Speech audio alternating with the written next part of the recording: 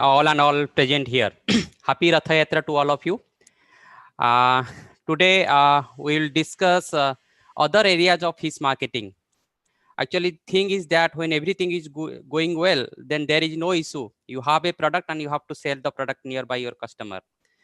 But when there is the challenges will come, just the challenges you will face just within 3 to 4 months. Numbers of market has been either by locked or there is a problems the transportation of the product from one place to another, or some type of the challenges, just like the fish is the perishable product, needs immediate disposal due to the lack of infrastructure. It is very difficult to dispose the product near to the customers.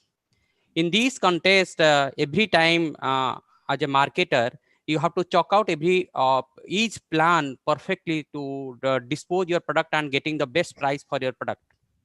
And another part, the fees is handled by 98% of the unorganized sectors. Numbers of the livelihood has been integrated. In these issues and challenges, we have two best speakers. One is Dr. Swadesh Prakash, and the person is the principal scientist CFA Mumbai, and another is Dr. Manoj Sharma sir. He will speak around 11:30 a.m. onwards, and both have their vast experience. Now, just I sum up about the details of the Dr. Swadesh Prakash sir. He is the principal scientist and Dean Students Welfare in CFA Mumbai. The specialization in agricultural economics. He has a career-based journey credited with numbers of scholarship and recognitions. Same momentum is also going on at CFA Mumbai as well, because he got Best Institute Building Awards of ICR CFA during 2017-18 and 2018-19. Sir has more than 40 research papers, 9 communicated research papers, 14 articles, 2 practical manuals, 2 training manuals, having exposure more than 100 workshop, training, professional membership, and many more. Today, sir will going to talk a very pertinent topic, that is fish marketing and trade issues and strategies. Because when there is some issues, you have to chalk out some solutions and strategies. Without wasting a time, I welcome Dr. Swadesh Prakash sir to deliver his talk. Now it is over to you, sir. Please give your talk, sir. Thank you, sir. Okay, sir. Good morning to all of you. Good morning, sir. Now we can start presentation. Okay, right. No issue, sir. Carry on. Good morning to once and all those who are present here. We are not visible to all of you, but I pay my respect and honor to the Honorable Vice Chancellor, Dr. R.B. Vyasji, and Dr. R.C. Agarwal, DDG Education, Dr. Ravi Shankarji, Director CIFT Cochin, Dr. Prashant Prabhat, National Coordinator, Dr. Pundirji, Professor and PI of this NAHEP-CAAST program, and today very valuable speaker of Dr. Sharma and Mr. Sindhu Nair, and most valuable feature of this Future India of our lovely brilliant students who are here but all are not visible to me. So once again, good morning to all of you. So now we are going to start our presentation. So we are sharing this.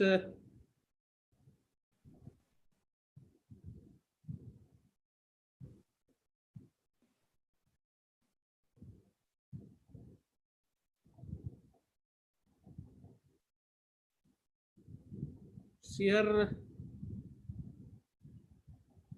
Now it is coming.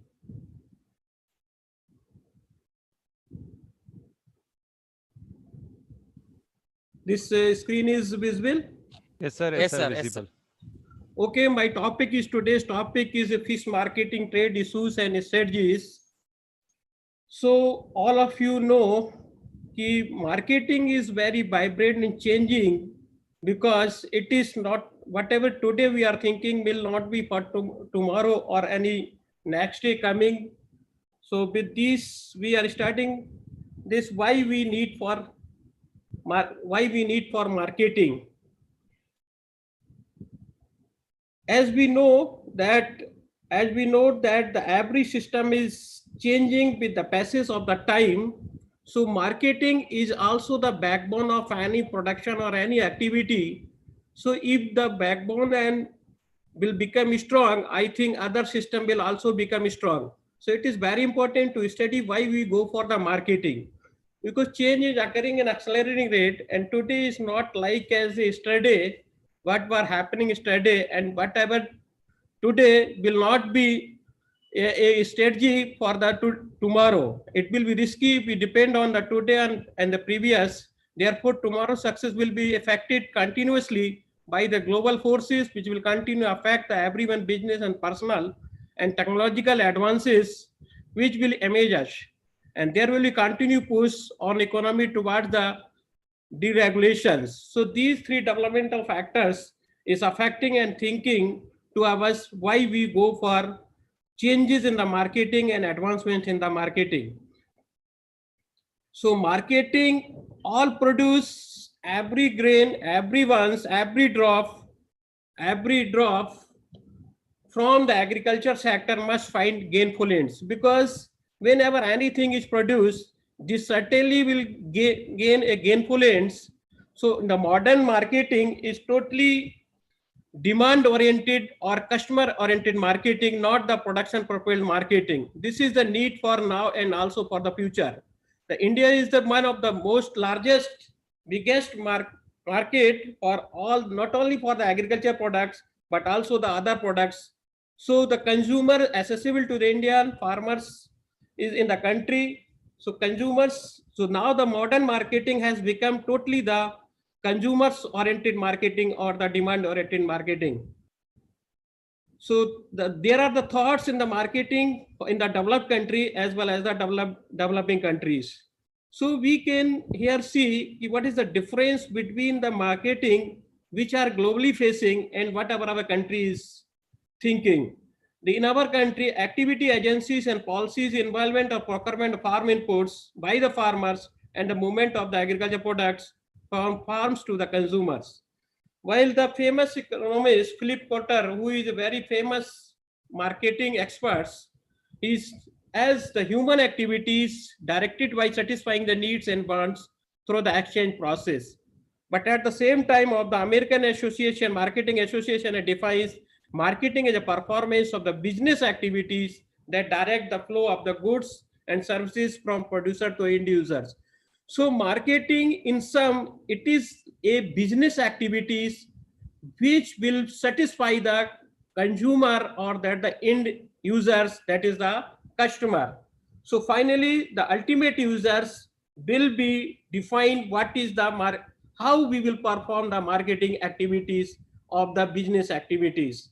So depend upon, there is a shifting business paradigms which is shifting the older view of the marketing to the newer view of the marketing. Earlier the sellers markets, now the our markets has become totally buyers market. So we have to think what are we are producing, whether that will be acceptable to the buyers or not, or whether they will fulfill the needs and want satisfying power of the buyers or not.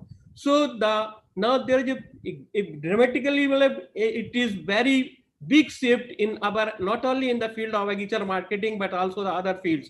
So especially fisheries is also facing these types of the challenges in whether we are producing or selling or marketing, whatever being various segments of the market, especially the consumer segment of the marketing, whether it is satisfying or not satisfying. So the older view of the marketing was only we are thinking to sell, how to produce and how to sell. But in the new view of the marketing, how to produce which can satisfy the customer needs, customer desires, wants, which can be fulfilled by our production system through the fisheries production system. So now the marketing is a never ending task. Whatever we have developed today, it is fulfill our future needs also. It is always remain changing due to the passage of time, due to the many factors, environmental factors, domestic and international environmental factors, which will affect our marketing system and scenario. So it is always changing phenomena, not it is whatever we have developed today that is sufficient for future also. So modern economy have given us the opportunities and challenges to the fisheries marketing by discussing on various aspects.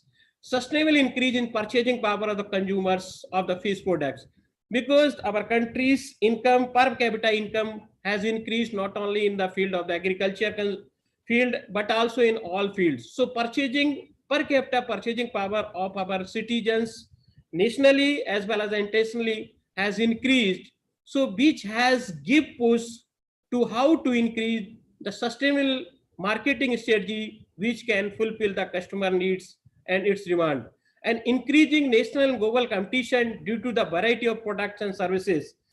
Due to the globalization and liberalization policies, the our fish product, not only the fish product but all the agriculture products, also facing the competition in our national marketing as well as the global marketing. So this is also a challenge as well as opportunity how to fight these national and global competition due to the number of the variety of the products which are available in the various forms at nationally as well as the internationally.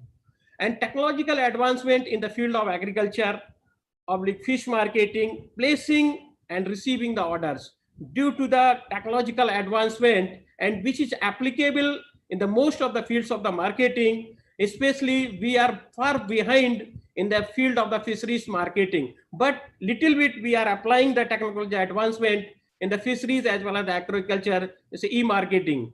So this we are through this technological advancement, we are in the touch with global as well as the national faraway places regarding the price arrivals and quality product, but and also what is the price trend in national and international markets. So this will give a opportunity as well as challenge how to tackle, how to face, and how to develop the technological advancements which are best suited and best fitted to the fisheries sector, which are being majority of the fisheries sector are being governed by the rural marketing or village level marketing and somewhere in the city level marketing. And majority of the marketers and functionaries which are involved in the field of the fisheries sectors, which are not very friendly to use this advancement of the technology to tackle the global and the national competitions with the advancement of these technologies, to placing and receiving the orders, to know where how to sell our product and where we have to store our product up to and at which time and when and where we have to sell these products. So this is also an issue and challenges to the new modern economy which are facing our country in the fields of the fisheries sector. And easy availability of large number of the information nationally and globally. Now we are able to know easily available information regarding the production technology as well as the marketing technologies. So the people are facing challenges how to use this best feasible, economically viable technology to the fisheries sectors, especially those who are working in the field of the fish farmers. So fish farmer, which are in the majority of the cases are from the rural areas, or they are not very much advanced in the application of these types of the technologies, or they are not very literate to face these challenges. So it is also challenges as well as opportunities to fulfill the dream of the modern Indian economy marketing to boost the fisheries sector's marketing.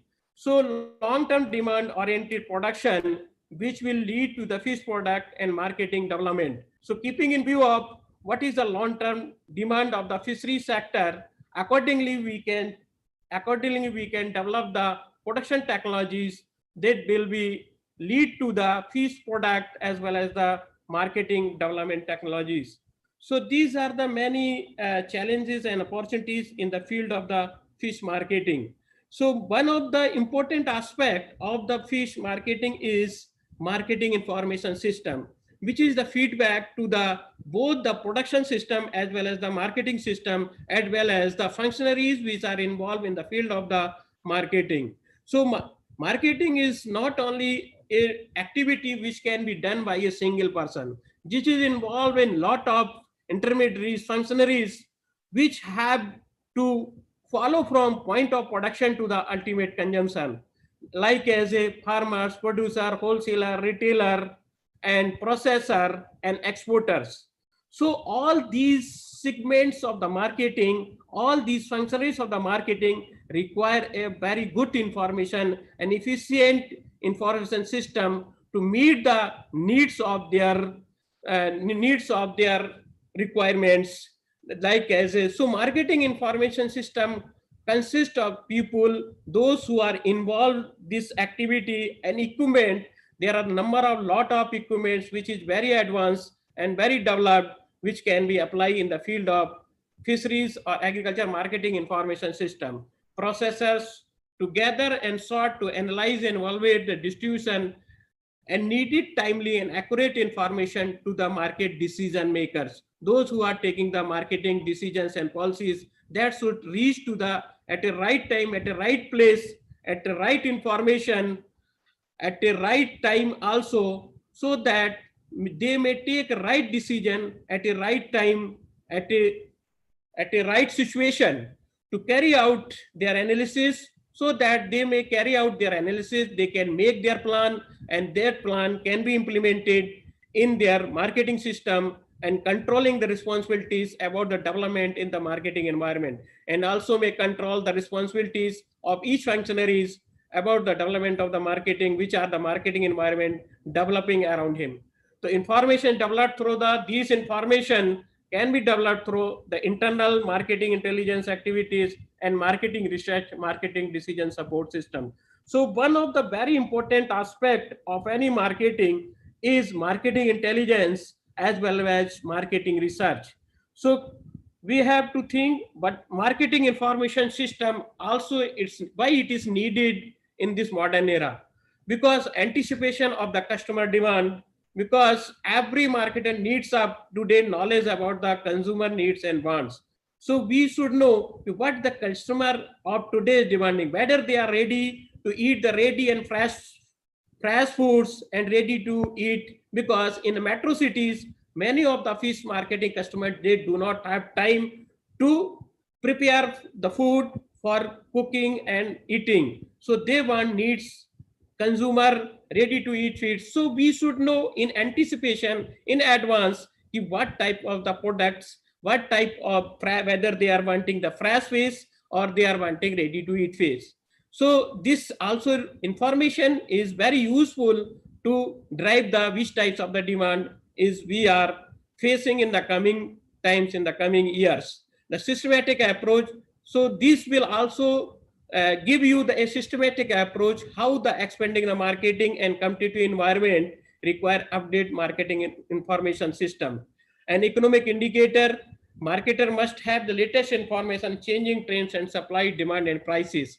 This how a good information will give all the decision makers to how the supply of a fish and demand and their prices globally and domestically are changing, and what are their effect on each segments of the marketing functionaries, because each segment of the marketing functionaries have a very important role in the development of the marketing, whether it is a farmer, whether it is a wholesaler, or whether it is exporter, so or whether it is a processor. So each and every person should know which will give an economic indicator to the economy in terms of what is the changing trends in supply and what are the demand and what are the prices, and significance analyzing the competition. When we are having the correct and right information at the right time, at the right place, then every decision maker, whether the farmer, whether it is wholesaler, processor, or any other functionaries, may able to know where we are having competition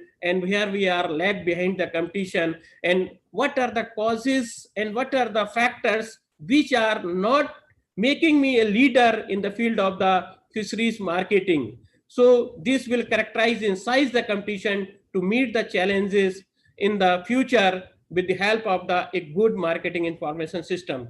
Then development of the technologies, marketer must have the latest information regarding the technological developments. So technology will also is very important, needful for the marketing information system. And understanding the consumer, marketing information can establish a proper way flow of information understanding between the marketers and the consumers. Marketing planning, a proper plan and programs can be developed and can be implemented with having the good marketing intelligence and research, which will be also a boost for the marketing, future marketing and marketing strategies. So now, and after giving a brief about the marketing and what are the challenges behind to us and what should be the strategy to face the modern and new marketing era, because we are entering into the new marketing era which is totally changed from the older view of the marketing, because new marketing era could be totally customer oriented based marketing. But in the fisheries sectors, as the fisheries 90% of the products coming from the rural areas or the farmers middle class or the marginal farmers. So first we think what are the overview of the Indian fisheries. So India is the largest fish producing country, second largest fish producing country in the world, and accounting for 7.73% of global production. So this is, we are happy. At the one time we are very happy we are in the second position in the world, and we are producing a good percentage share in the world fish production. The fishery sector has contributed 1.12% to the country's gross domestic value and 7.28 share for the agriculture gross value. So this is also a good symbol. The fishery sector is contributing a sufficient amount to the GDP as well as the in fishery sector gross value added, and also to the agriculture sector. And India has ranked 100 out of 119 nations in the global hunger index, so reported by IFRI. So this is, I think this at and same time when we are feel proud, we are in the second position in the global production of the fish production, in the second position. But at the same time, when we go for global hunger and global hunger index, the India is ranked 100 out of 119. So this will give me a very this will give me think how to fulfill our own needs by developing the efficient and modern marketing system. So export earnings from the fisheries sector has now reached to 46,000, around 46,000 crore during 1819, and registered an improved average growth rate of about 9.7%. So we are, during the last decades, I think we have achieved this fisheries sector's earnings more about around 5 times or 4.5 times within these decades, from the 2009-10 to 2018-19. So within these 10 years, we are having, feel proud from where we are getting, from where we are reached in terms of the foreign earnings. So now it is also proud, but at the same times, we are ranking on the 100 out of 100 nation on global hunger index. So now blue revaluation scheme has made a vital contributions towards the development of fisheries sector, especially enhanced fish production from 10.2 million tons 14-15 to 15.59 million tons. So this gives a good signal to where the blue revolution has contributed to our fishery sector. And domestic market, India consumes the 75% of the fish products produced in our country. The average per capita consumption is 9 kg per year, and it is lower than the recommended per capita of 11 to 13 kg per year. As against this, global per capita fish consumption has reached to 20 kg per capita per annum.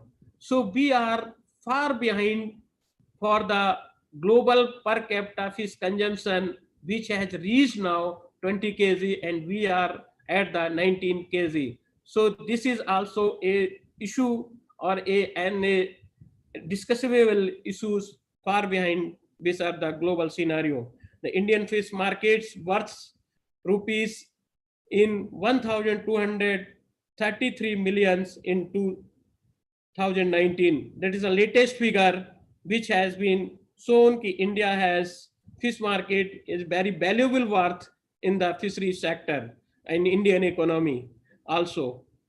So fisheries resources in India, these are the whatever the achieved we are explained in our previous slides. This is possible only with the help of the fisheries resources, whatever fisheries resources we are available in our India. We are having the coastal lines of around 8,000 kilometers, exclusive zones, 2.0 million square kilometer continental shelf area. These are the data I think our previous speakers have already explained. So I need not go to it repeat. This is only for this part of information how we achieved our these positions in the global and national marketing systems with the available resources in our country, which have a great potential in terms of production. If production will come out, certainly that required in earnings that is can be fulfilled through the an efficient and modern marketing at a national level as well as the global levels. So the production and disposal and export of the countries. So fish production during the years, we know here we have divided total production into the two categories, marine production as well as inland production. So we will see it from the 2002 to latest data which is available 2017 to 18. Inland fish production is continuously increasing at an increasing rate, but marine fish production has become almost stagnant or it is start declining. So inland fish production can also play a good important role in our domestic as well as the international marketing system, keeping in view of the modern era. So therefore, the contribution, we can also see how much the contribution in inland fisheries marketing is changing in the total fish production due to the passage of the time since independent. So during the independent time, we are inland fish production as hardly 1/3, but 2/3 was being produced by the marine fish production. Now it has become reverse. Now the marine fish production has just reached to at that stage of the production at where we were in independent positions before pre-independent. Now and it has inland fish production has contributing at now today 2/3 of the total fish production. So we will be able to know where is the opportunity to exploit the production and what is how we are exploited our marine fish production now, because which shows which is the most contributory sector in a most contributory area in the fishery sector, which can give boost to our production as well as the marketing environment. So we will see due to the passage of time how it is changing from since independent post-independent to the present situation. So this has become totally reverse. Whatever was earlier in 1951, now it has become reverse to 2017-18. So major fish producing states in India, especially in the field of marine fish production as well as the inland fish production. So we will see from this available data, the Andhra Pradesh is inland fish producing is keeping highest position, followed by the West Bengal, Uttar Pradesh, and Bihar. But in the marine fish production, is also keeping the top and highest position Gujarat, then followed by Andhra Pradesh, Tamil Nadu, Maharashtra, and Karnataka. Andhra Pradesh is having a good contribution in the both marine as well as especially in the field of the marine and especially in the field of the inland fish production. But at the same time, there are a lot of potentials in the inland fish production like as Uttar Pradesh, West Bengal, Bihar. These are the potential states which in the field of the inland fish productions. And Gujarat is also having good potential in the marine fish production. So most of the marine fish production are either being exported, having the high value product. So I think Gujarat may play good role in marine fish production, especially in export marketing or international marketing. So the share of disposal of fish catch is this latest during 2017-18. Though you will see marketing majority 78% or the majority of the fish is being sold or disposed of either in the fresh marketing fresh, and second freezing, carrying. So there is a big share of the fresh marketing, which is almost the 80%, 78% in the disposal of the fish in the forms of the various categories of the fish marketing. So trends of the marine fish marketing. So I will see from this can be seen during the last 10 years, the striking a new high. India sea export has reached to around 13,77,000 tons, earned by 45,000 crores in 17-18, and it has reached at its peak level and reaching to the top height, and now it has declined in 18-19. So this is the achievement since last 10 years after this marine through this marine exports.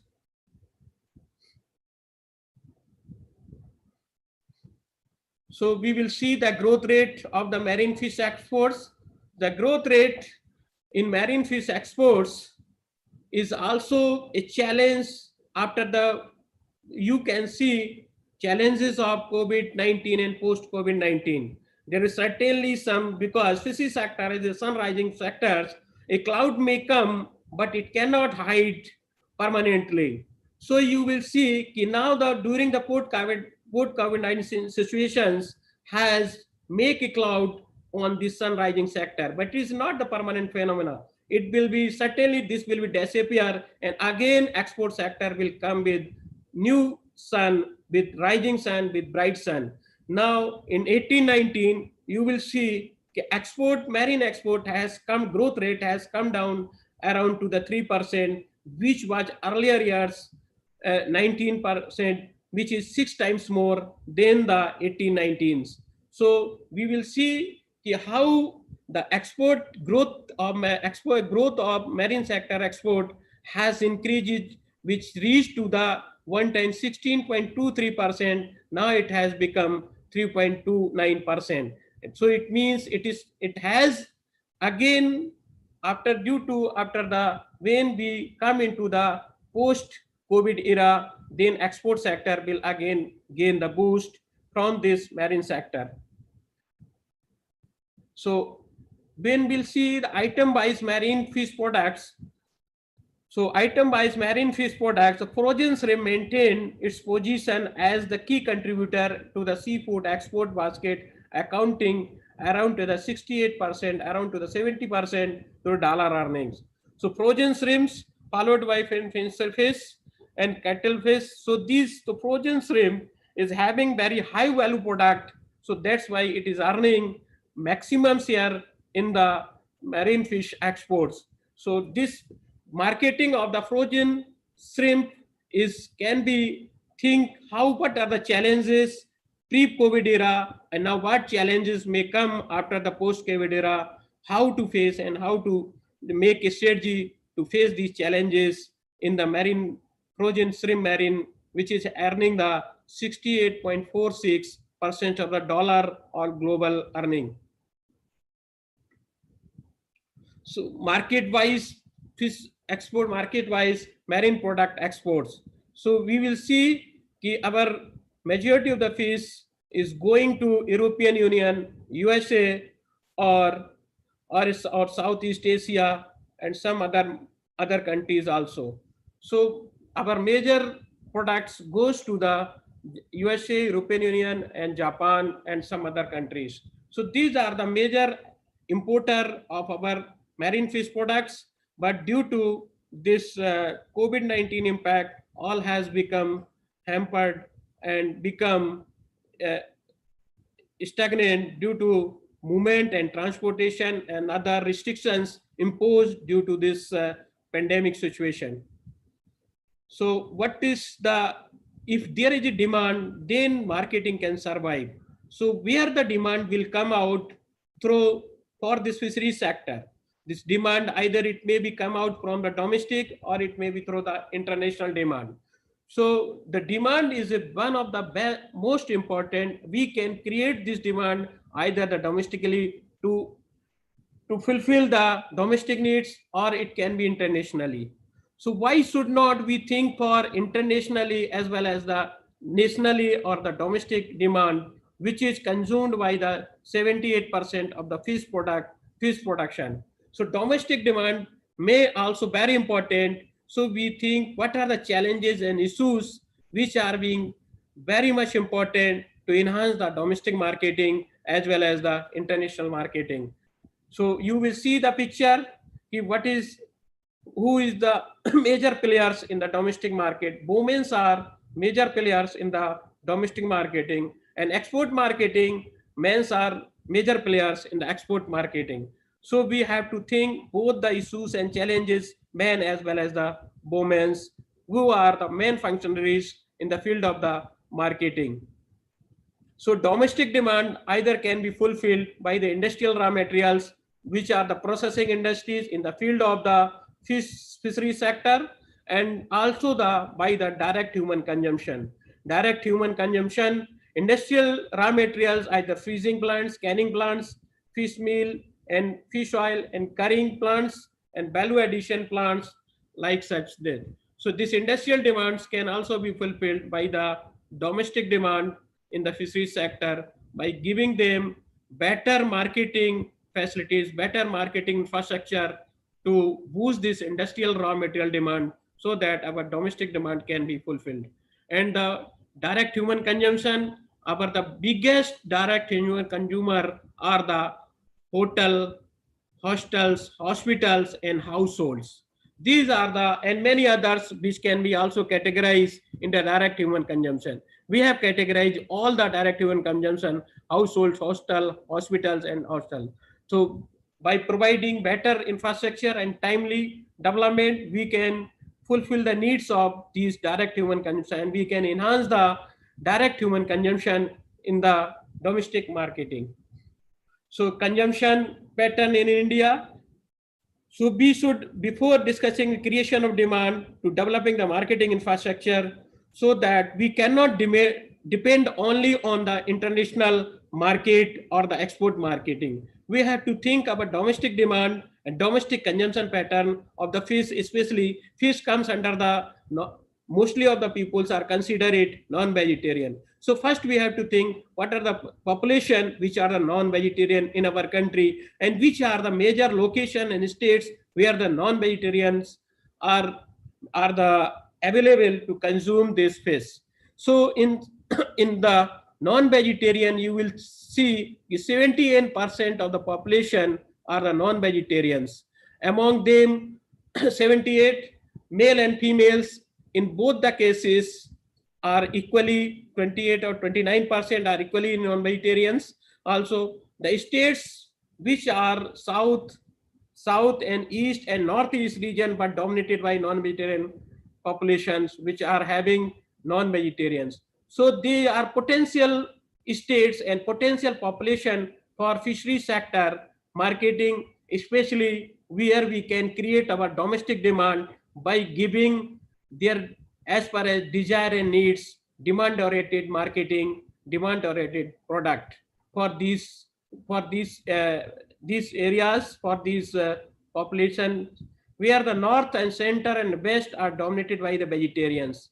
So these states where we will see these states are being mainly dominated by the vegetarians.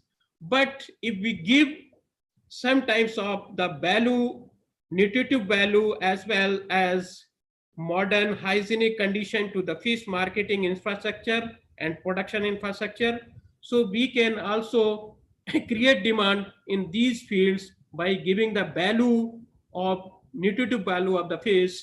So we can enhance our domestic demand also in these fields by creating better marketing infrastructure and marketing information to the consumer as well as to the producer. But in few states, northern region, it has observed that non-vegetarian surpassed the vegetarians. These have surpassed the vegetarian due to non-vegetarians to vegetarians, because many places they are not aware too much about how the fish is best nutrition for their food security as well as their health nutritive value. So we can also create the demand in our domestic by considering the consumers demand, by considering the consumer desire, why they are not eating fish, why and how we can boost the consumption of fish domestically, consumption of the seafood domestically, by giving some slogans like, as in a poultry field, one egg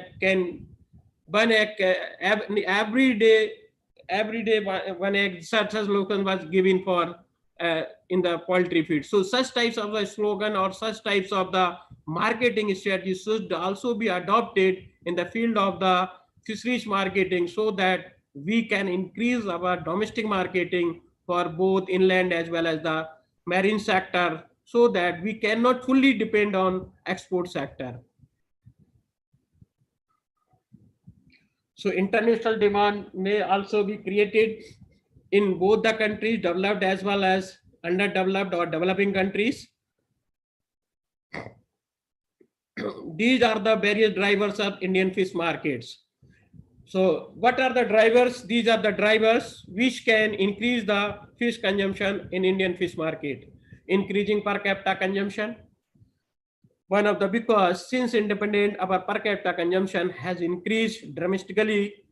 So this is major driver of the fish consumption in Indian fish marketing as a result of increasing disposable income and changing food habits. This has increased due to the disposable income, because per capita income has increased for our per capita our citizens of our country, and changing food habits, and their food habits has also changed. Earlier, those who were non-vegetarian, those who were vegetarian, now has come to the non-vegetarian and liking fish for eating. And in metro cities especially, they are very much interested to eat ready to eat fish, ready to eat fish products. So, and growth of the organized food retails. Another drivers of the fish marketing is also the growth of organized food sector. Now earlier we have moved, especially in fishery sector, marketing has in metro city has moved toward the organized food retailing, with having very good infrastructure and good especially storage and other facilities. This has increased the accessibility of processed feed, particularly canned frozen fish product, to the consumers. This is also very important driver for increasing the fish demand domestically and increasing awareness on the health and benefits of the fish. Local people have become more educated and more aware toward his fish, toward his health, by eating the fish and by eating other nutritive items. So people and our country's people have become more conscious about his health, and they know if fish is the best nutrition for their consumption and which can give his boost to his health. So this has increases the awareness in his towards his uh, towards his health related issues or any others.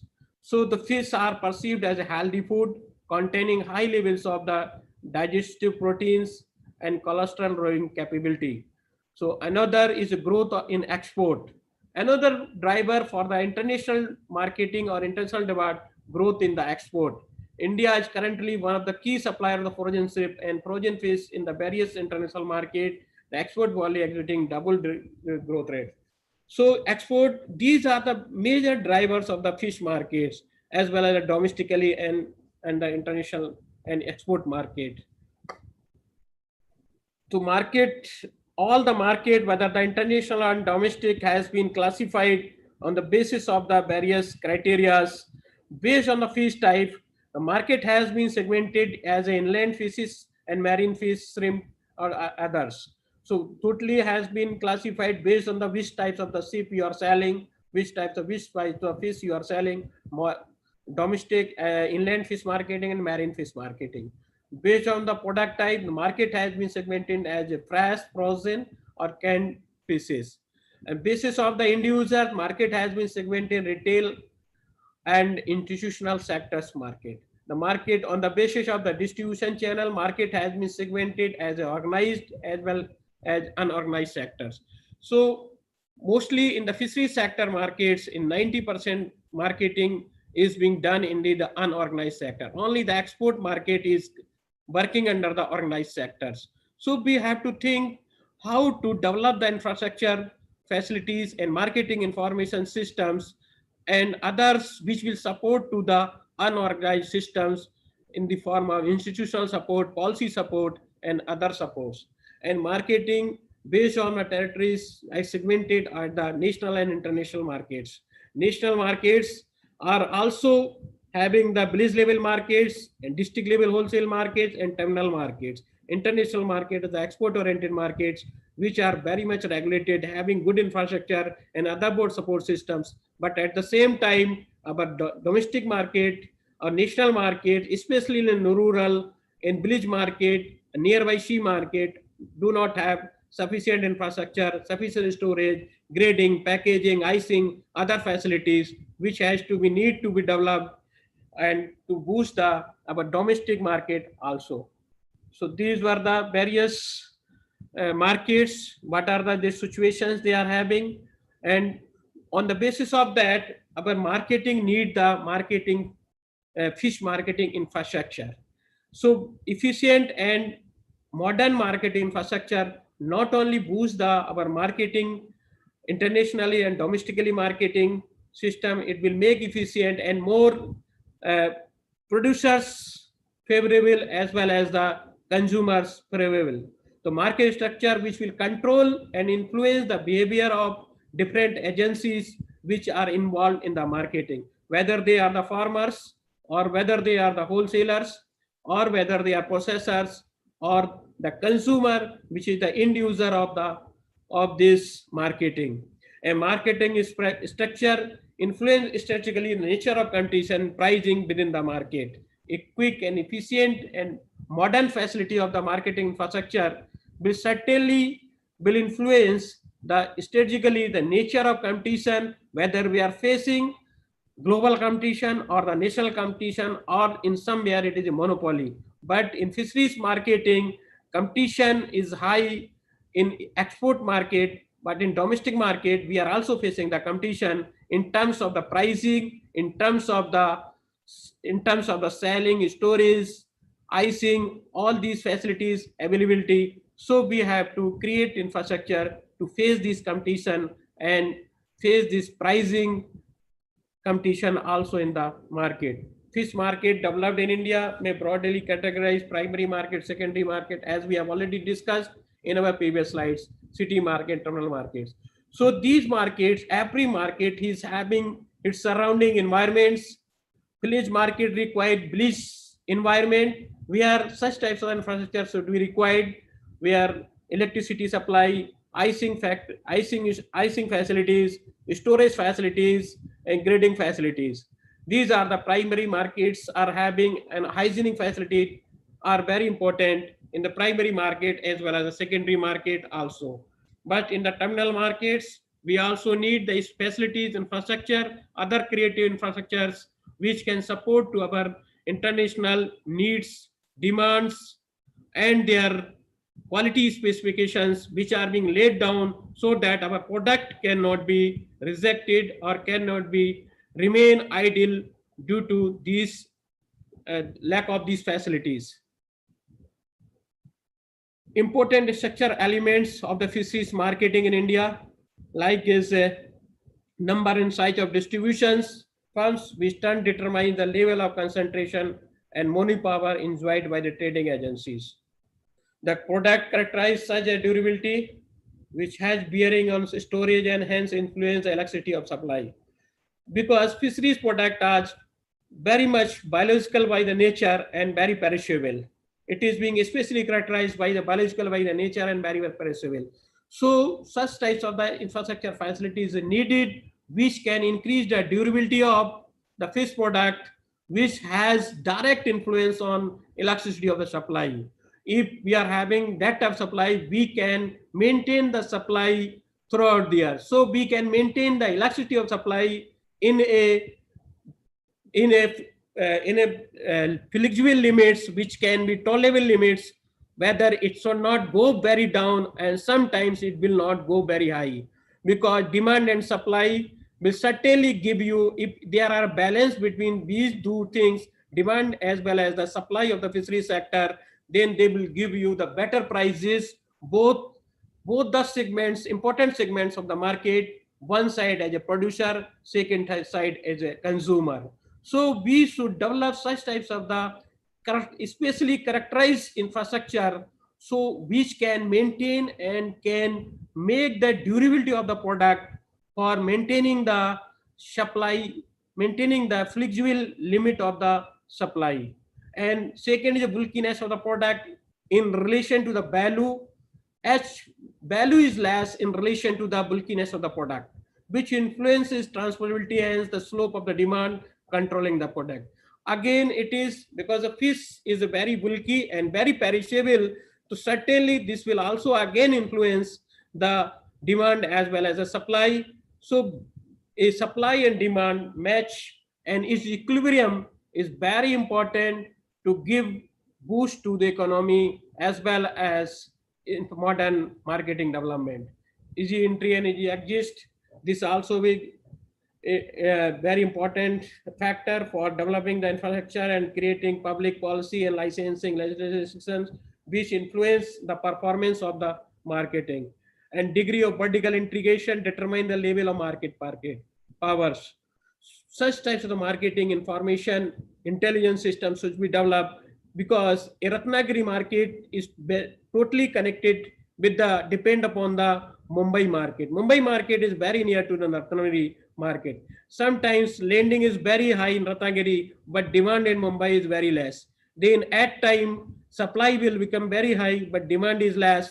So the producer or the fish farmer will face the difficulty how to retain this fish for the longer period of time due to the bulkiness and the perishability of the product. So this market integration in the both the places, in the terminal market, export market, as well as the village level market, is very much essential, and which can be developed by developing the modern marketing infrastructure facilities and friendly facilities to the village level functionaries, fish marketing functionaries, as well as the terminal level fish marketing functionaries.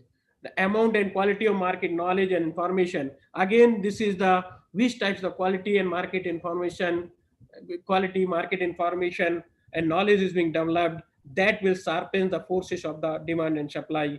Certainly, which will sharpen the forces of the demand and supply. Sometimes in international market, demand is very high, but at that time, our supply is not sufficient to make the international demand in terms of quality of the market information and the knowledge and market knowledge also.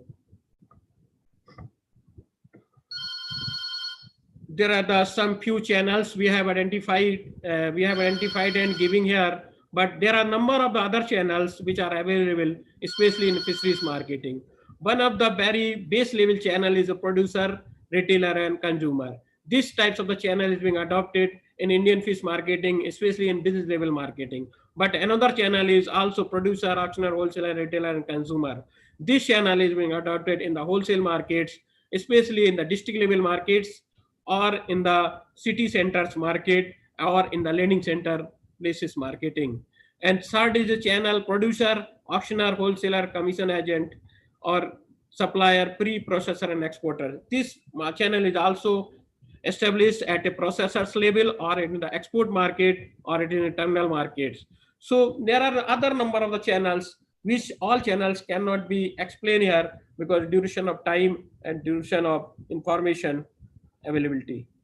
So important factors which are influencing the buy of the fish during pre-COVID situation. Certainly these factors may change after the post-COVID situation, because this was studied during the pre-COVID situation in India. So in these systems, the important and major factors were the price in deciding which fish to buy or not to buy. Another is a test. So this has been categorized in both the urban market as well as rural market. In the rural market, price is becoming important factor, But at the same time, the test has is also important factor in both rural and urban area. But in urban area, test quality is very important in relation to the prices. So these are the various factors which will become very important. But after the post-COVID era, I think people will think for quality, hygiene, in relation to the prices. Prices is also very important, but at the same time, in both the urban as well rural area, people will think also the quality, hygiene, freshness, appearance, and nutritive value. These will be the very important factor in the post-COVID era for the marketing and purchasing of the fish product in both the and urban areas. So this is again the pre and COVID market situation, which we already discussed in the previous slides. So price and test is very important. So in rural areas, you think the price is very important. So again, we will move for next. So important factors affecting the price of the fish and fish products among the producer, wholesaler, processor, retailer, and consumer. So we will see seasonality is a very important factor for the wholesalers, because sometimes in the lending seasons when you start, the wholesaler will think what quantity we have to buy. So seasonality will become very important factor for wholesaler. But at the same time, the in the also weather condition is also affecting the wholesalers and least affecting to the processors, weather conditions. And the market supply and scarcity is also affecting the wholesalers, but least affecting other segments. And these are the various factors which are affecting to the fish, affecting the fish price and fish products to the various functionaries of the market, producer, wholesaler, as well as processors. So now the market segmentation of the important species, and all the species where we are categorized into the 4 categories. One is the export value product, very high value product, which are ranging between 500 to 2000 per kg, and high value product which are ranging between 250 to 500, average value product 100 to 225, and low value products. So these high value product mostly are having the export markets, and high value product is also having as few very little parties having export market, are being mostly are being marketed in domestic market. So we have to think according to the price segments which types of the market facilitated and market infrastructure and modern facilities has to be developed for this high value post product as well as the export value fish product. So market growth, there is another opportunity which are available in the fisheries marketing, especially in the pharmaceutical and nutritional with marine byproduct, and also the which is also very strong. So realization of the byproduct market opportunity require large scale plants near the major fishing ports and processing centers to capitalize on economies of the scale and raw materials availability.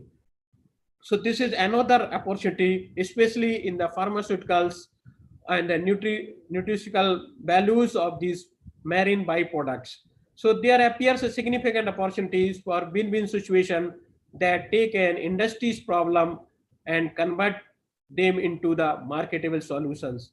So this is also an opportunity, also a challenge, and we may have some solution, also solutions. So market growth in the pharmaceuticals and nutraceutical marine products is also very strong.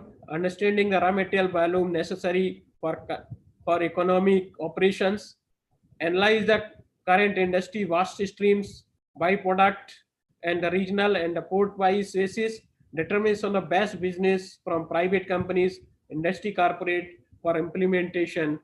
So in this sector, determine the best business from maybe also be assessed through the private and corporate industries, which is a potential marketing sector and value addition sector for the both the private and corporate sector in the especially in the field of the pharmaceuticals and nutraceuticals values, and which also require the capital requirements. So this can be also assessed with what types of the capital requirement for dealing these types of the products and their marketing, realistic definition of the end use marketing.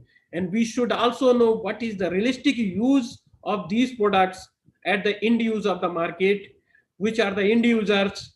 So certainly in whatever capital we will invest, whether this will be useful or not, or it will be sustainable or not.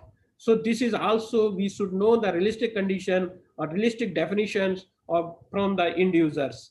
Identify the government roles, if any, in facilitating the development. And we have to, this is also a challenge, an issue, how to identify the government role if facilitating the development facilities in this new sector of the fisheries, new era of the fisheries marketing sector. The another opportunity in the field of the fish marketing is ornamental fish marketing.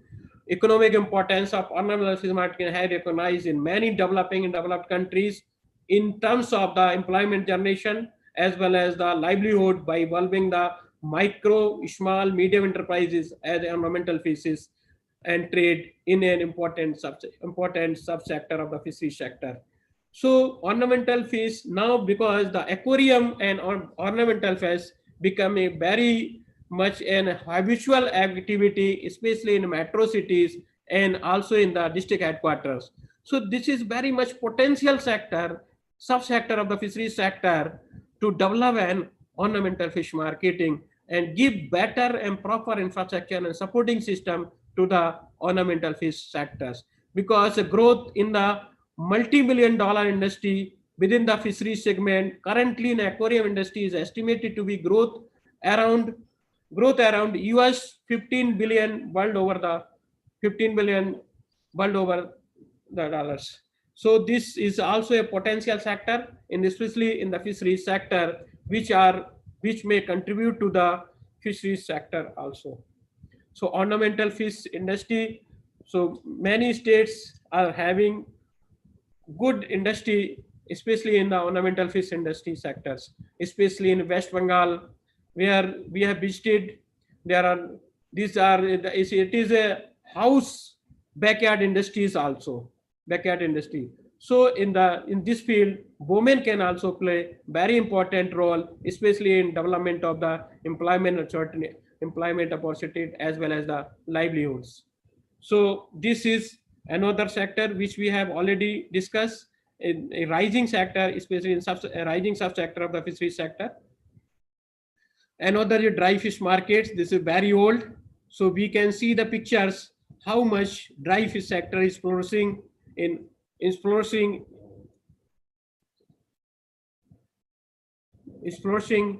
the various markets. So these are the two markets.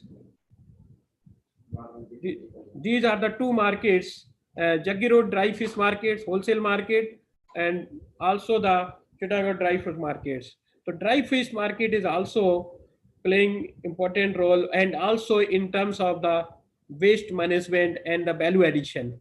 So this you can see from these pictures how the dry fish marketing is also playing important role, especially in fisheries marketing. And this is the export fish marketing. The India fish seafood export species and India seafood companies struggling for export during the COVID-19 lockdown. You will see from the picture what has happened India's export market. And fisheries is a very perishable product, not like an industrial product. If it is held up for the long period of time, their value may become zero and sometimes it go to the negatives. So we have to face these types of challenges which are occurring due to the pandemic, this situation, or may any other situation may come. How to face these challenges if such types of the situations will come, especially for the export market. When we are not able to move within the city, then how this product can move from one country to another country. So this is also very challenging situation in the coming years, in the coming times, especially in the fisheries marketing. So another, this picture is showing the Gazipur fresh fish markets in Delhi, how the marketing infrastructure and facility developed and marketing is going. And after the lockdown period, COVID-19, there is a sale of the marketing. You can see the stall, how much fish are available and what are the consumers are available, which are affecting this fish marketing due to this pandemic situation. So this has stagnated this market, our market opportunities of especially in inland fish marketing or domestic marketing. We can see the difference of both these pictures through these stalls which are being filled up with the fish species and their quantities in the upper side pictures and lower side pictures. Both are explaining what are the effect of this COVID-19 situation in India. And the local fish markets, you can see the infrastructure facilities and what types of the hygienic facilities which are available in the village fish market and beach markets, especially in the price. These are the primary markets. What are their difficulties in selling? And this is the Barswa Fish Mumbai market and Chennai fish market pictures. This is here we are icing the fish in the carrots, and here the bowmen are engaged into the selling of the retail selling in the Barswa Fish Mumbai market. So fish landing centers, both the landing centers marketing, you can see the differences. The fish processing plants where these pictures will show fish in many places the fish processing plants are very advanced, especially in maintaining the hygienic and other conditions which are required to be the international market. But in some places it is also very difficult to maintain such types of the conditions. That sector is also required to support and boost their infrastructure facilities through the help of the policy, marketing policy, and other supports. So this export market, domestic fish market, you can see difference in domestic fish market, how Sir, the bowmens are. sir, just to interrupt you, sir, within 1 to 2 minutes, sir. Okay, Seconds. Okay. okay. So this, e-marketing of fishes product is also what are the benefits. And now in modern era, we have entered into the e-fish market, online booking, online orders taking, receiving, selling. Now it has started, especially in metro cities, in some of the district headquarters. And this COVID situation has also giving an opportunity to e-marketing of the fishes products. So now the issues during these stages, this has been purchase issues and pre-purchase and post-purchase issues and post-purchase. So because the time is very short, so I will not able to explain all consumers perspective and marketing perspectives, but you can read, my students can read this slide, and it's very useful for our students who are in the field of the marketing. So these are the institutional support of the fish marketing, domestic as well as export market. Our NFDB is supporting, giving support, and Marine Ampeda is giving support. Especially these are the types of the institutional support. I think everybody knows, especially in the fishery sector, what they are supporting to the fishery sector.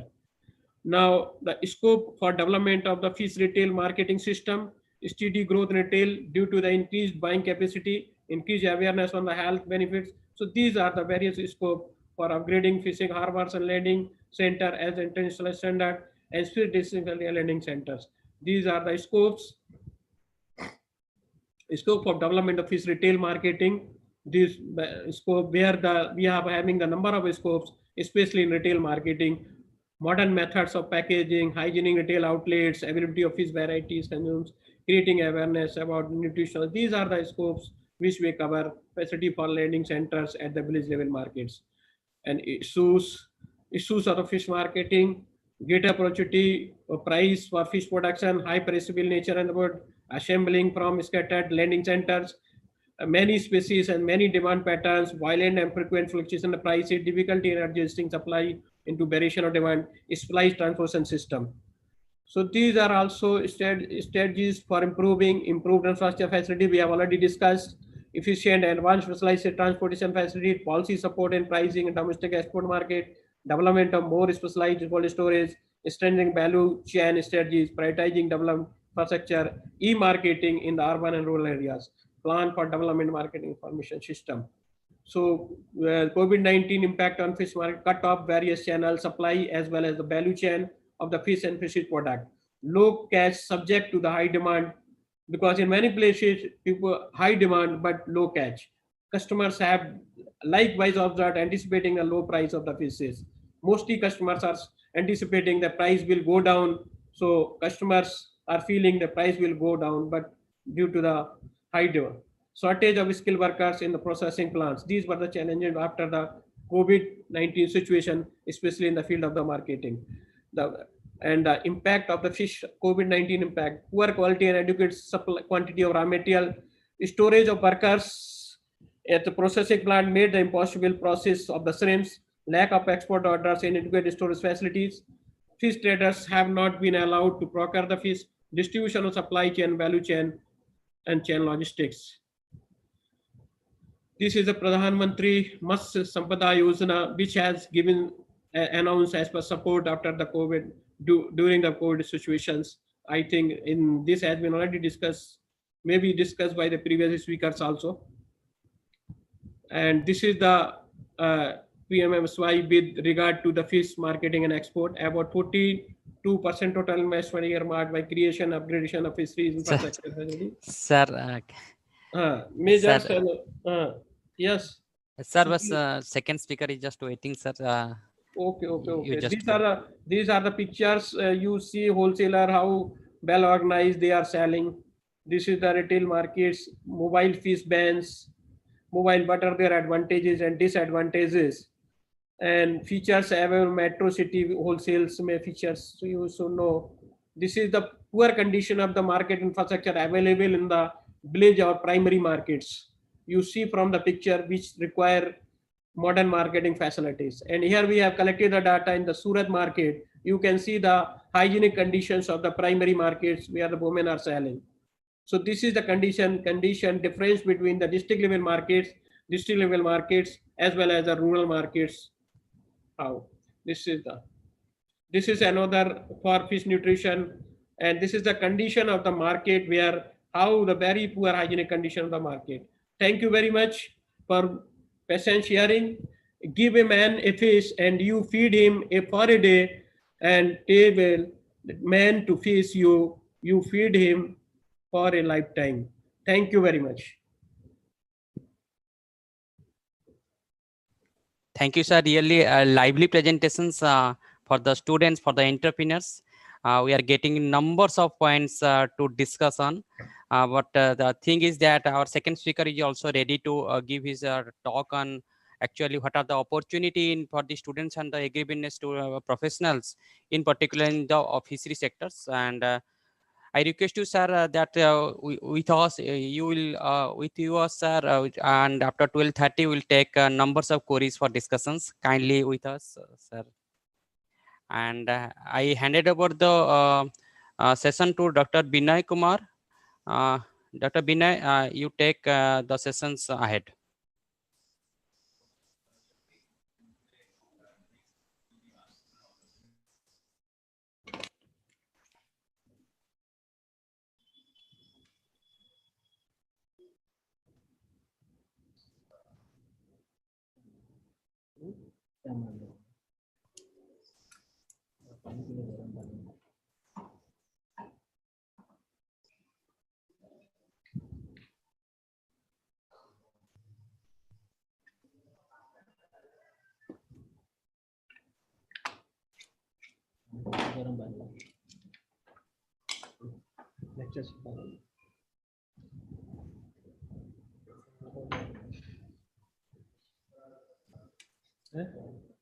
Yeah, Shakti, anybody's listening?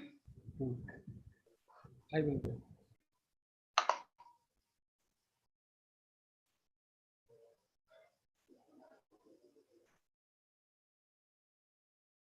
Shakti, hello.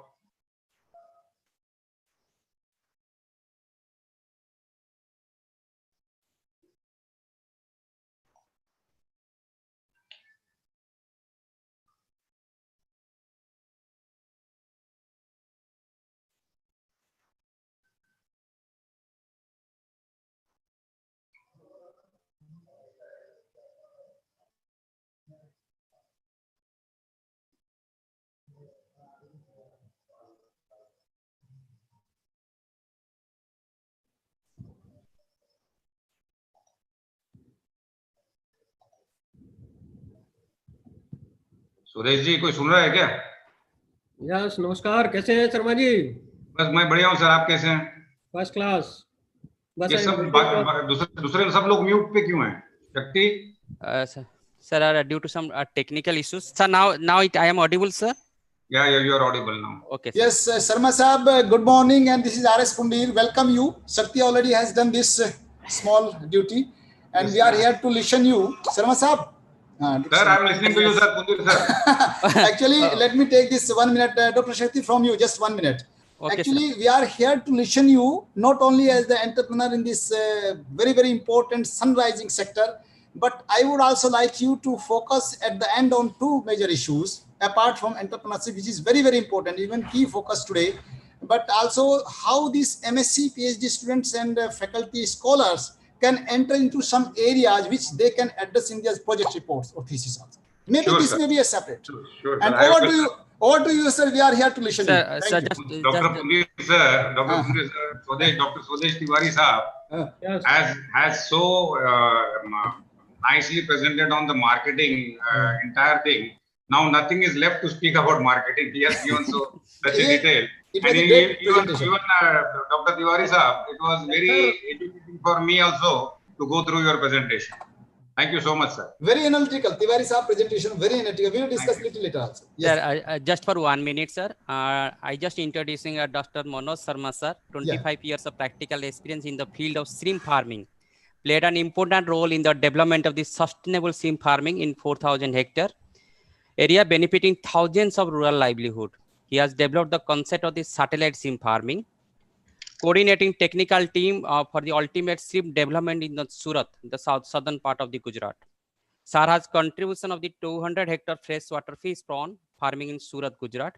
His contribution in a pilot project on cage culture in Ukai Reservoir under DRDS scheme. He has started Mayank aquaculture. Mayank may be his son's name, and private in 2005.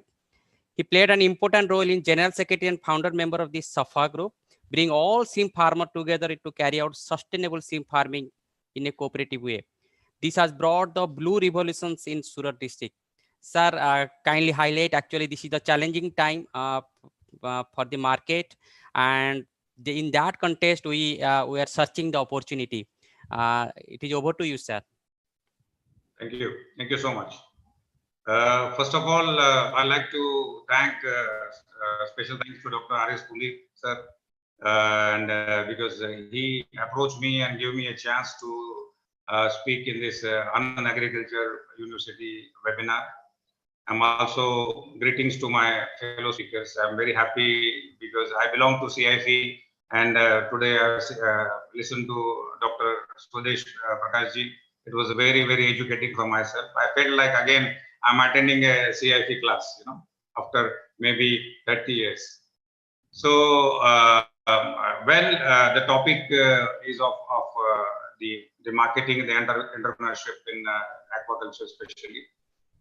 So those students, those who are listening to me today through live YouTube and maybe through this Zoom meeting, greetings to all of them, because I'm especially here to address to them, to motivate them to get into the shrimp farming and the aquaculture business, because I'm a strong believer that when people consider aquaculture as part with agriculture, so we have to always believe that India's biggest strength is agriculture. 75–80% of our nation is we have the strength and potential and the resources for the agriculture, and to produce food for all. Then I was actually listening to a seminar in Austria, Vienna in 2011. That has really wake me up, because there was a question by a presenter in the last slide that which field has the power to feed the world beyond 2050.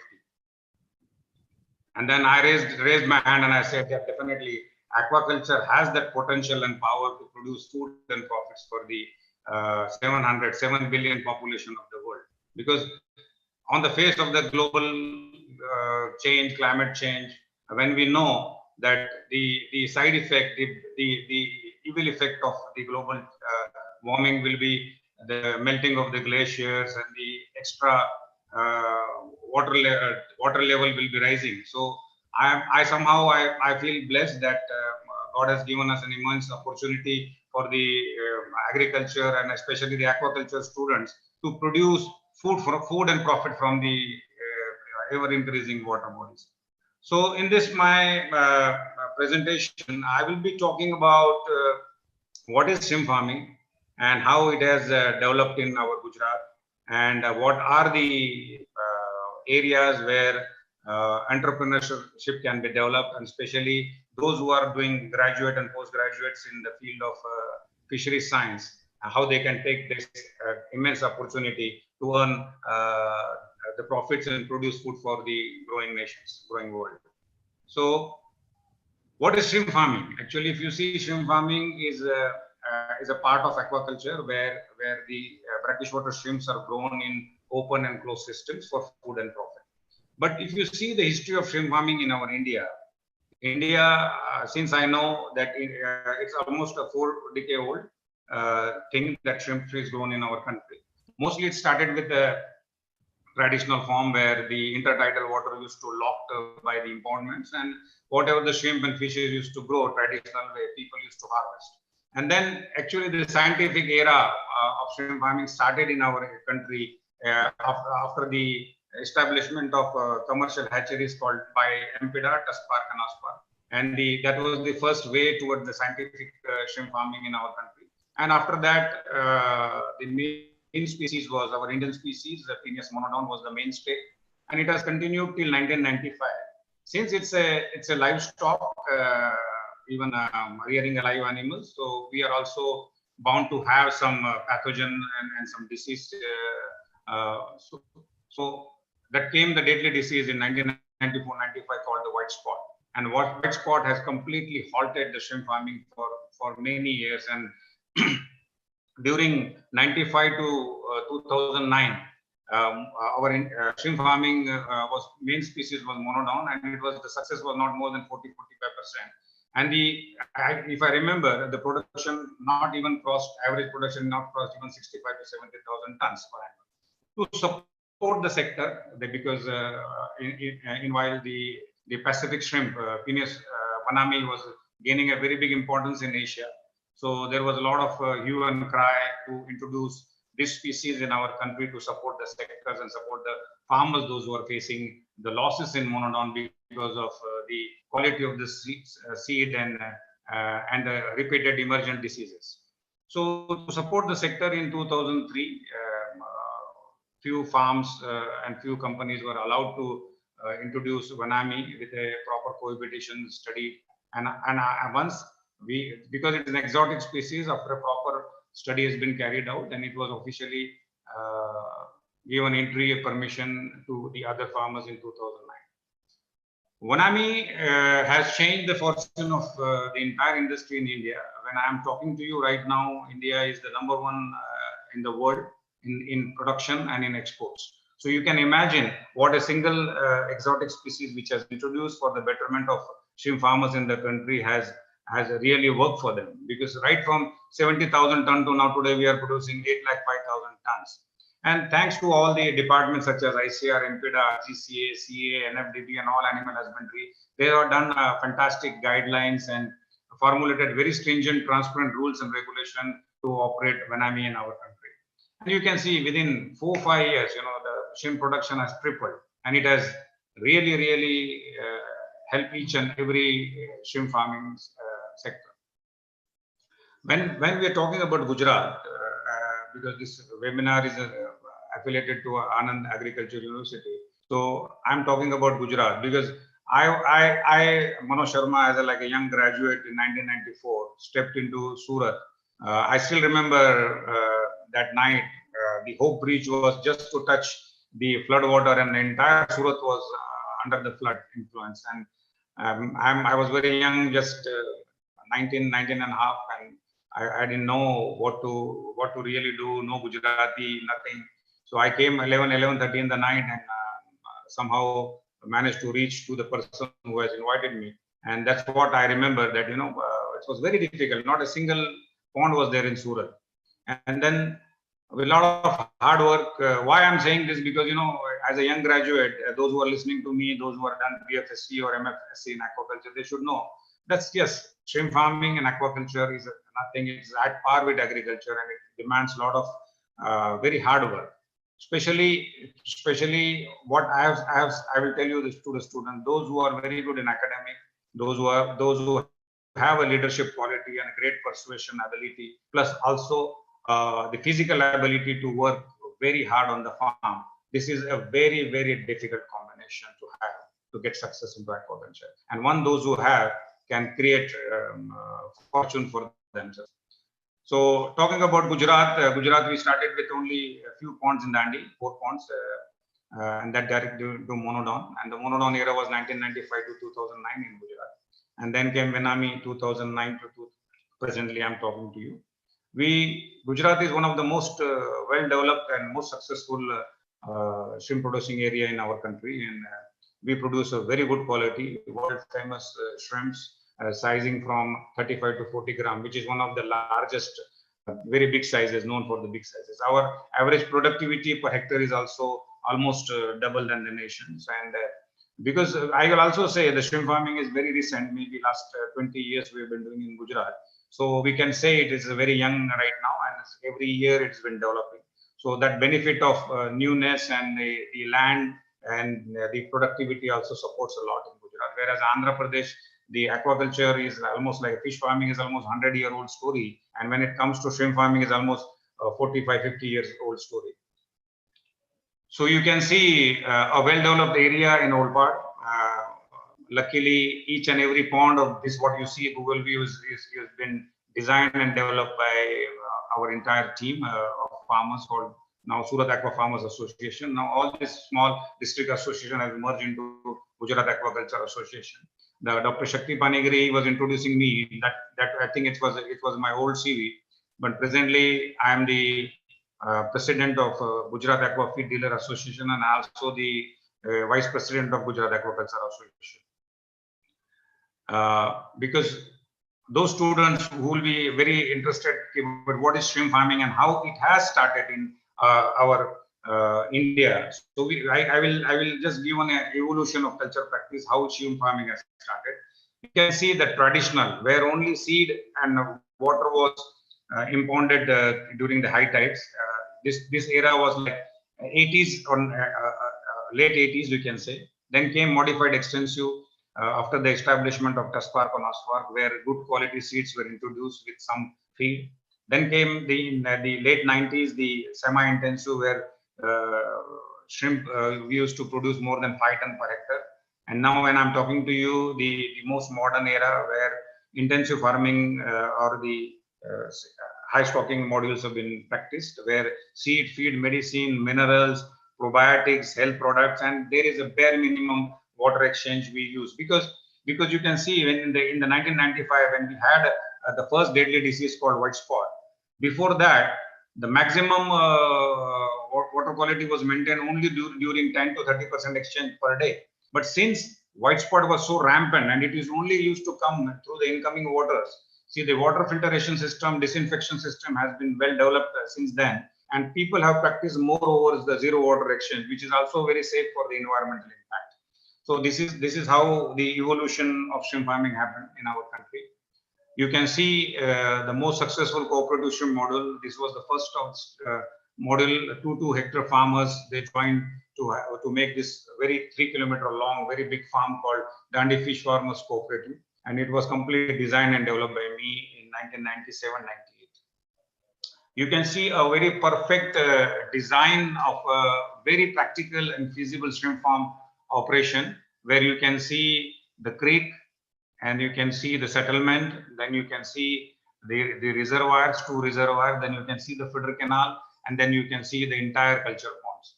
For the success, the very good success of Gujarat, I attribute it to the development, the scientific development of all farmers into an interwoven, very good family, what we call it Surat Aqua Farmers Association, and now more than 2,800 members are there, and now the group has gone to the state level for Gujarat Aquaculture Association. But here, to all the faculty, to all the scientists, to the farmers, those who are listening to me, this is very important that 5%, 20%, and 70%.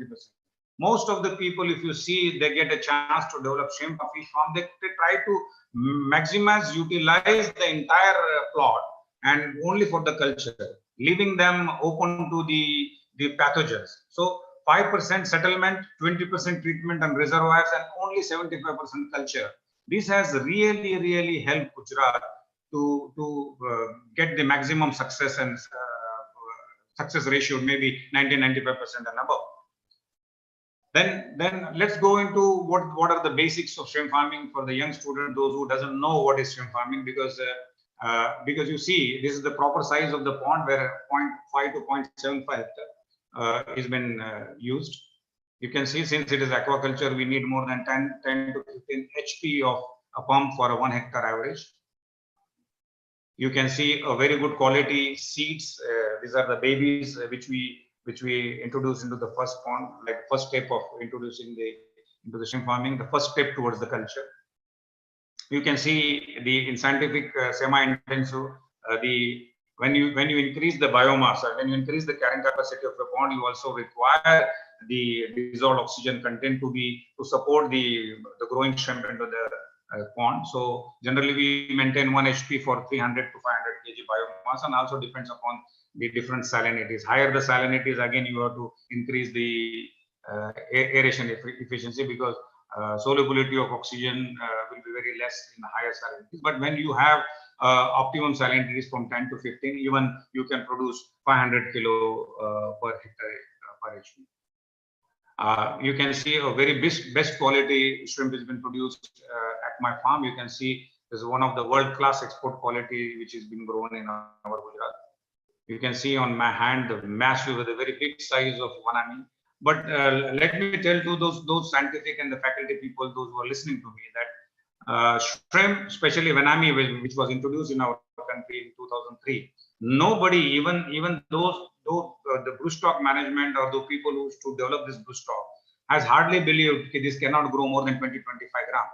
But to everybody's surprise, in 2012, when I developed a new sustainable concept called "Do Vanami the Tiger Way," because our heart, body, soul, our infrastructure, everything was designed on or around the species called monodon, and suddenly we have introduced a fast-growing and high stocking density vanami. So most of the people have done the mistake that with the same limited infrastructure they try to grow, and they have faced losses. But since I was very well and a grassroots level practitioner in Gujarat, I knew that our system, our infrastructure is more suitable to monodon. So do vanami the monodon way, because we have introduced vanami to adopt into our monodon system, just because vanami was having the specific pathogen-free status. The disease carriers were not present in this broodstock. They were completely eliminated into a captive environment. So this was a very, very big boon. But people, a lot of the farmers looking into the high stocking densities, going into other our Thailand, Malaysia, Indonesia, they also started practicing 60 piece, 100 piece, and they faced a loss because there was a limited infrastructure. But here in Gujarat, I urge to each and every farmer, let's go 10 to 15 pieces or 20 pieces maximum for first 1 or 2 years to understand and get into the groove of the vanami farming. This has really gave us a good practice initially, how we gradually should improve our stocking densities in production. And that's where very proudly I can say my Gujarat team and my Gujarat farmers, they really believed in the concept, and today we are one of the winners in growing shrimp farming when I'm in our Gujarat. When I talk about monodon, this is the monodon also. Again, I was the first to tell people why to harvest on a small size called 30 count, 30 pieces per kilo. That was a size uniformly, or the world used to accept that as a general norm of 30 count. But in Gujarat in 2003, in my farm, I tried to extend the culture, and to everybody's surprise, 120 days it is used to attain the 30-gram shrimp, but another 40 days it has doubled the size. So it has doubled the production, doubled the revenue, and doubled the income. So today, you can imagine, even our the main objectives of our Pradhan Mantri Matsya Sampada Yojana, the main motive behind is to double the production, double the exports, and double the farmers. So we can also do smart working when also at the grassroots level. So efficiency can be brought in, and the shrimp farming with the same system, the farmers can earn double. You can see the why the name Black Tiger is given to the monodon, because you see there's one of the very classic picture of my own farm. You can see with yellow background and the black bands on the shrimp. That's why it's called the tiger shrimp. And then coming to the potential of the resources, I'm very proud and very happy to share you that Gujarat has the potential, not the number one potential. Though West Bengal has 405,000 hectares, followed by Gujarat, the number 2 position. But if you see really the geography of our coastline, we have a lot of spray zone, the Neretic province, and our high tide water even goes up to 20-25 kilometers within the Narmada, Tapi, and other minor river stretches. So this makes very, very conducive environment for the culture of brackish water shrimp, monodon, and vanami. And today, when I'm talking to you, hardly we have able to develop only 3% of our total potential. And though the industry has touched 2,500 crore rupees exports and providing livelihood opportunity to almost 10 lakh people. So you imagine the Gujarat government and the young entrepreneurs of the agriculture, those who are listening to me, take up shrimp farming as the alternative as an agro business. I think there's an immense opportunity because we have 375,000 hectares wasteland, which is only suitable for carrying out shrimp farming, and we have no competition with any agriculture. Even on the environment impact also, if you go and see and study the geography of this land, it is only suitable for brackish water shrimp farming and brackish water fish farming. So we have the resources. Imagine 25 years back when I came to Gujarat, and Gujarat was the second highest vegetarian state in the country. And I was very young, 19, 21 year young student who came as a young fresh graduate from CIF. And then I tried to establish this activity in this area, and I used to go through all social restrictions, obligations, and everything. But today, to everybody's surprise, I'm very happy that Gujarat businessman has the business DNA in their blood, and when they saw that the money can be churned in within 3 to 4 months into a wasteland with a flash of eye. I don't know whether from 4 ponds to 4,000, and when I'm talking to you, it's already 12,500 ponds have been developed in Gujarat. When students study, generally when we study, even Dr. Swadesh ji also will agree, because we consider fish and fisheries of Jingran is our Bible, as a student Bible. Even I know I used to have one copy. But you see all the resources, data, whatever we available for the study in the colleges. We say India has a 1.2 million hectare of brackish water land. But again, here officially, I would like to thank CIF, and we have done an MOU as a student, and I'm a proud alumni, so they have chose my company, and we have done an MOU. And in 2013, we did a trial of vanami when my Guruji A.K. Reddy sir was in charge of Rohtak area. And then that was the first time in Rohtak we got a very good success of marine shrimp vanami into the inland saline soils of Haryana. And today you will not believe thousands of hectares have been developed in Haryana, Punjab, and the borders of Rajasthan and Haryana. So another 8.5 million hectares of this inland, which is from Rajasthan up to Uttar Pradesh to Maharashtra. This has added to the bucket of the potential resources. So you can imagine we have almost 9.7 million hectares. And we have to today develop only 2 lakh hectares, and we have become number 1 in the world. Imagine another 2 lakh, we can at least supply, we can produce more than 15 to 16 million tons of 16 lakh tons of shrimp to the world market, because world market is close to 4.5 million tons.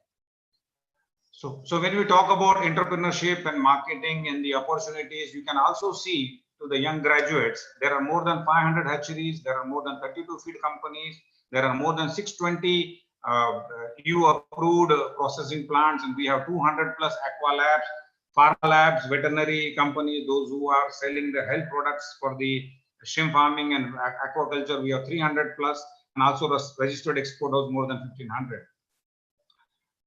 As you know, when we talk about Gujarat, already I discussed that Gujarat has 376,000 hectares brackish water area potential developed after micro level survey, master mapping 75,000 hectares. So 55,000 tons we are already producing only from 7,000 hectares. You can imagine. Then shrimp scenario, as I already said, when I'm talking to you last year, pre-COVID, we were the #1 in the world in the shrimp exports. We are also top producers of the shrimp in the world. We have close to 40,000 crore of shrimp export. Our seed production, quality seed production of Vietnam is close to 75 billion, and also a feed close to 20 lakh tons. What happened, you know, everybody, I don't want to repeat it again and again because a lot of time I have discussed about the COVID, but those who are the new first time listener to me, yes, though when the March lockdown was declared in our country, definitely Andhra Pradesh is 70% of our shrimp producing state, followed by 7-8% Gujarat to Orissa and West Bengal. So Gujarat has really taken a hit because our season starts from mid-February, March, the first seeding season. So it has greatly affected largely because of the lack of air connectivity, because seed from Andhra Pradesh, which comes to our Gujarat, 90% hatcheries are from East Coast. So the only travel time suitable is only the air connection. And because of the sudden lockdown, definitely out of 12,500 ponds, hardly 5,000, 50% is able to manage that. Also through the group, we have chartered the flight and brought the 50-60 flights through SpiceJet. But the major thing of the lockdown, which is how it has affected our shrimp farming, is basically the mobility of the raw material, mobility of the seed.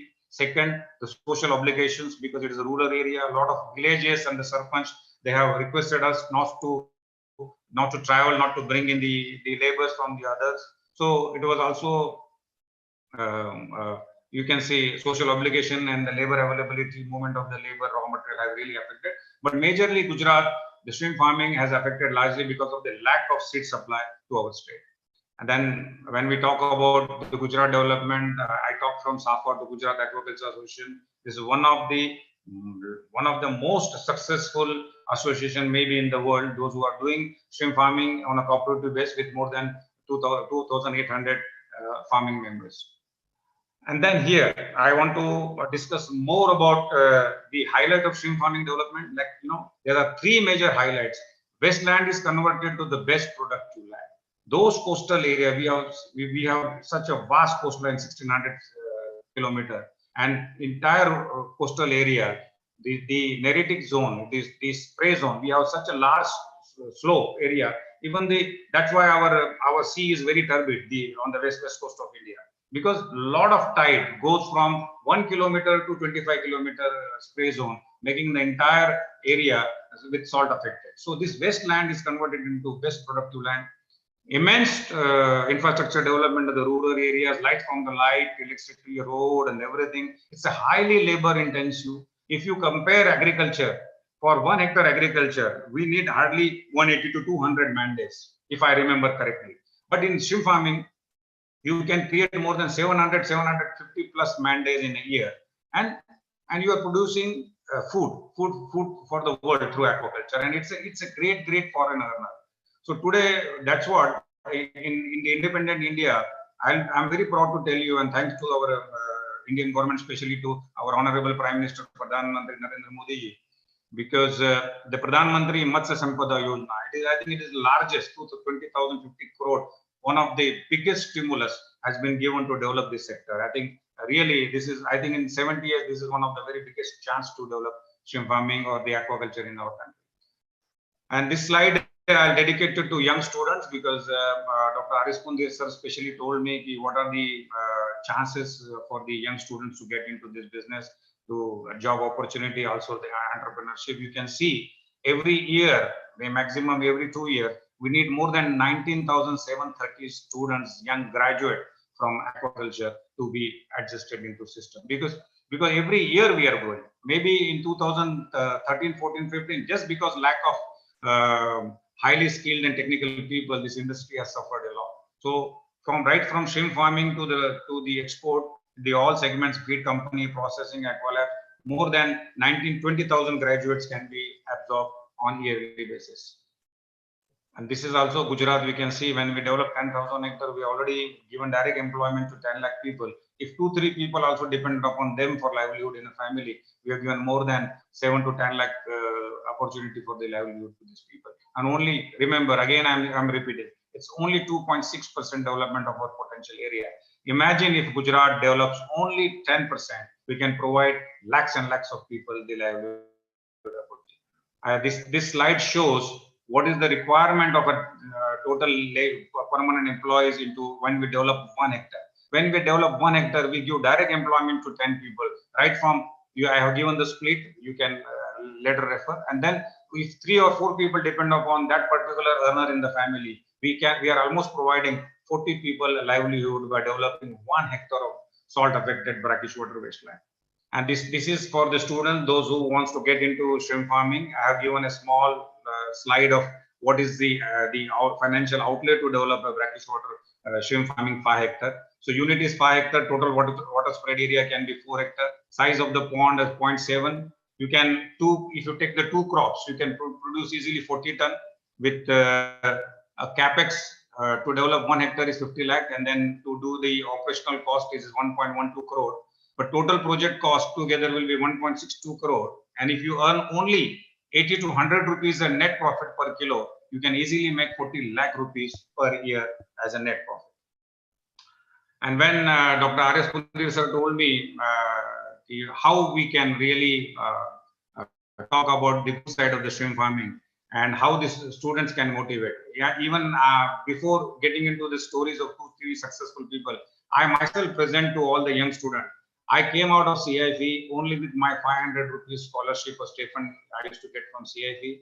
I stepped down in Surat, and today I'm very, very proud to tell you, with a lot of hard work and support from all the local shrimp farmers group, today we have developed more than 2,500 crore company, and we are producing one of the best quality shrimps in the world. So you can imagine a single man can make the difference. A single young graduate like Sharma who can make the difference.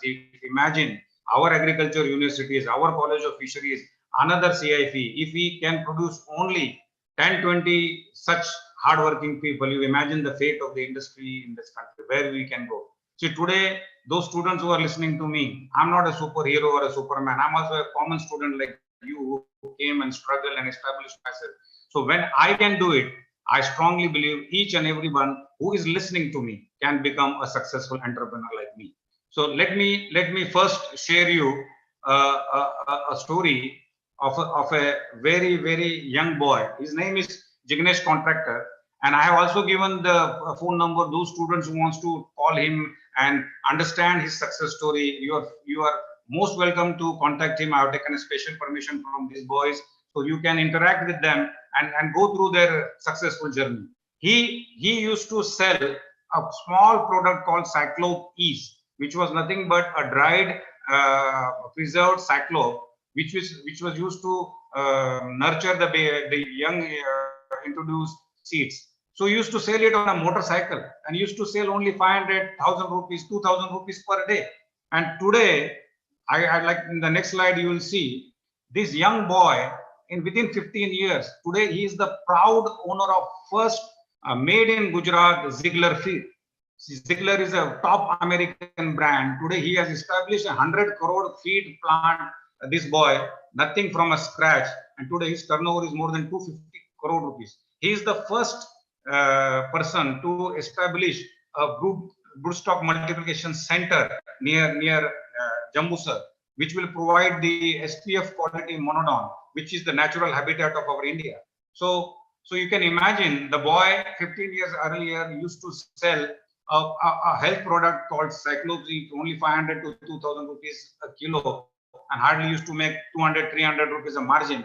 Today has a turnover of 250 crore rupees.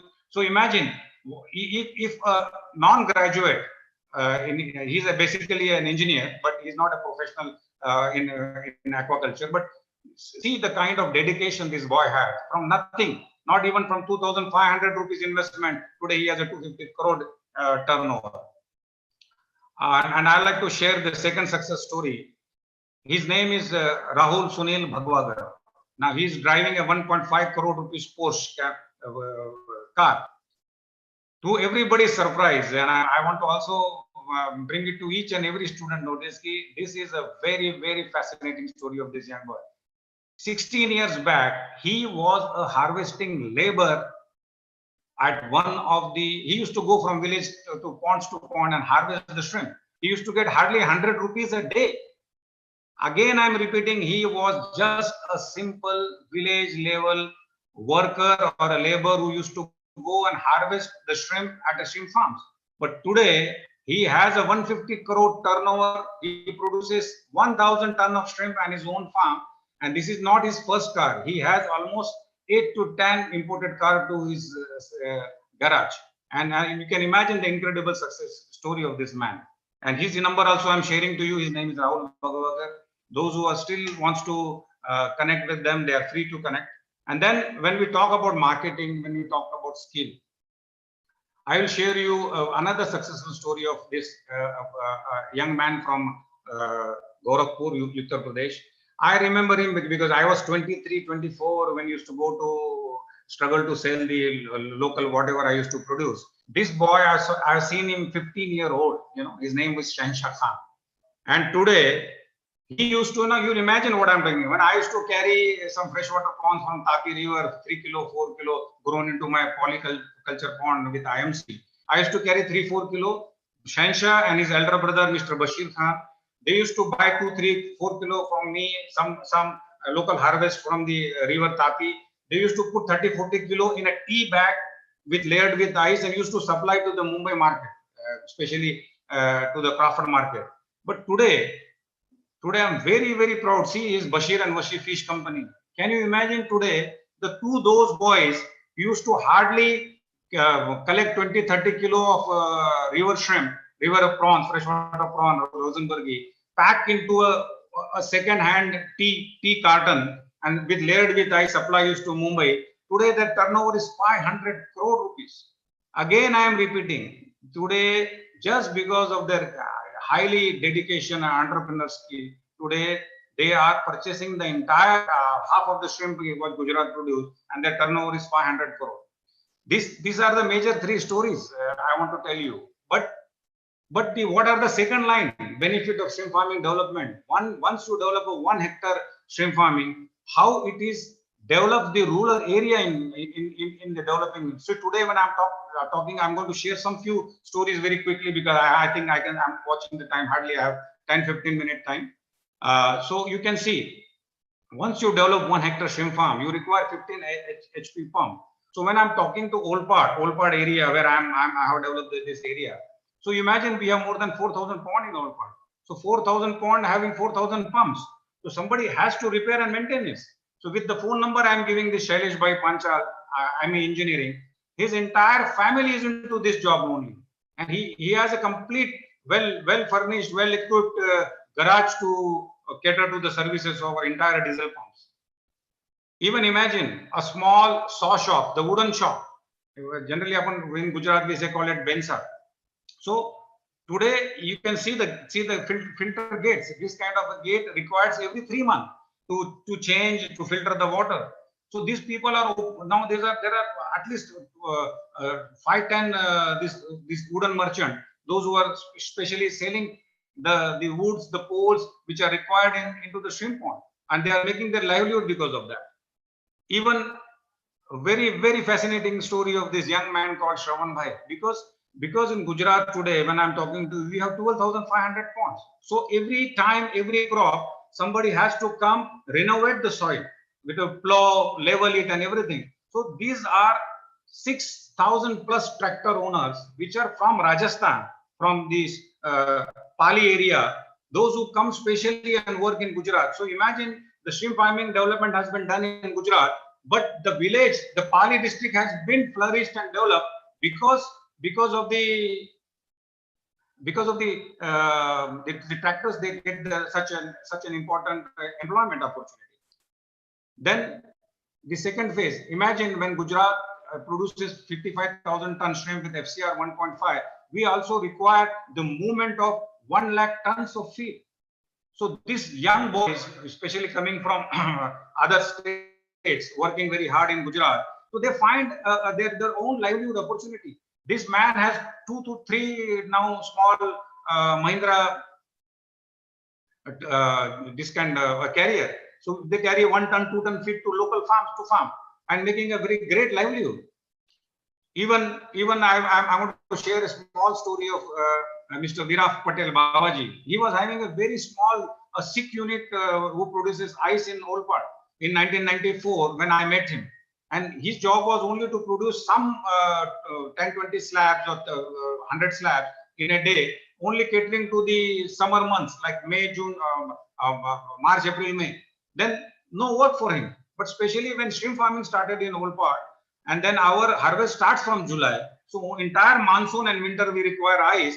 Now this fellow with his son-in-law and also son now has a 3 ice plant in Olpad, catering to the 4,000 ponds, and they harvest because they supply quality ice to the fresh shrimp harvest. And to everybody's surprise, even now I can see Dr. R.S. Kundia sir is listening to me. This is everybody's surprise, you know, why I'm sharing this Bhai Chicken Center, what it has to do with the entrepreneurship skill and what is the livelihood opportunity comes to shrimp farming. Because I still remember in 2001, when the ponds were hardly 100, 200, I visited one of my own farms. And a lot of labor used to work from Raulkela, Adivasi area, from Orissa. And I could see they were hardly, you know, they used to get 1,500 rupees in 2001 as a monthly salary. And one boy was only putting some salt and chili, the red chili with some oil on a heap of rice, and he was just swallowing it. And I said, how people can work with such a malnutrition? So I was the first to declare that every boy, every worker of my farm, twice in a week, one day he will get 2 eggs, and every Sunday he will get 250 grams of chicken. And then you imagine, today there are more than 5,000 ponds, and each and every farmer following the good stride what I have created, and this man Bye Chicken, you can imagine the business. If 5,000 laborers every week, 250 grams of chicken and 2 eggs supplied from such people. So imagine the kind of a second phase development when you develop shrimp farming. I already shared the very successful stories before, but also I'm trying to see when you develop shrimp farming into a rural area, how the livelihood opportunity develops simultaneously, side by side. You can imagine there are more than 10,000 laborers in our area. They cook the food on the farm. So for them also we require grocery. So in a small villages, now such groceries only catering to the farm, 10,000 laborers have been established, and they are also getting at livelihood opportunity equally by developing the shrimp farming. It has no link, nowhere in the world you will find this kind of linkage what I am trying to present to you. Because once to develop 1 hectare, how the impact of this economic activity also develop the rural area. This petrol pump in Olpad was hardly 20 years back. Hardly 1 or 2 trucks used to go there and fill the diesel because it was not considered as a main road.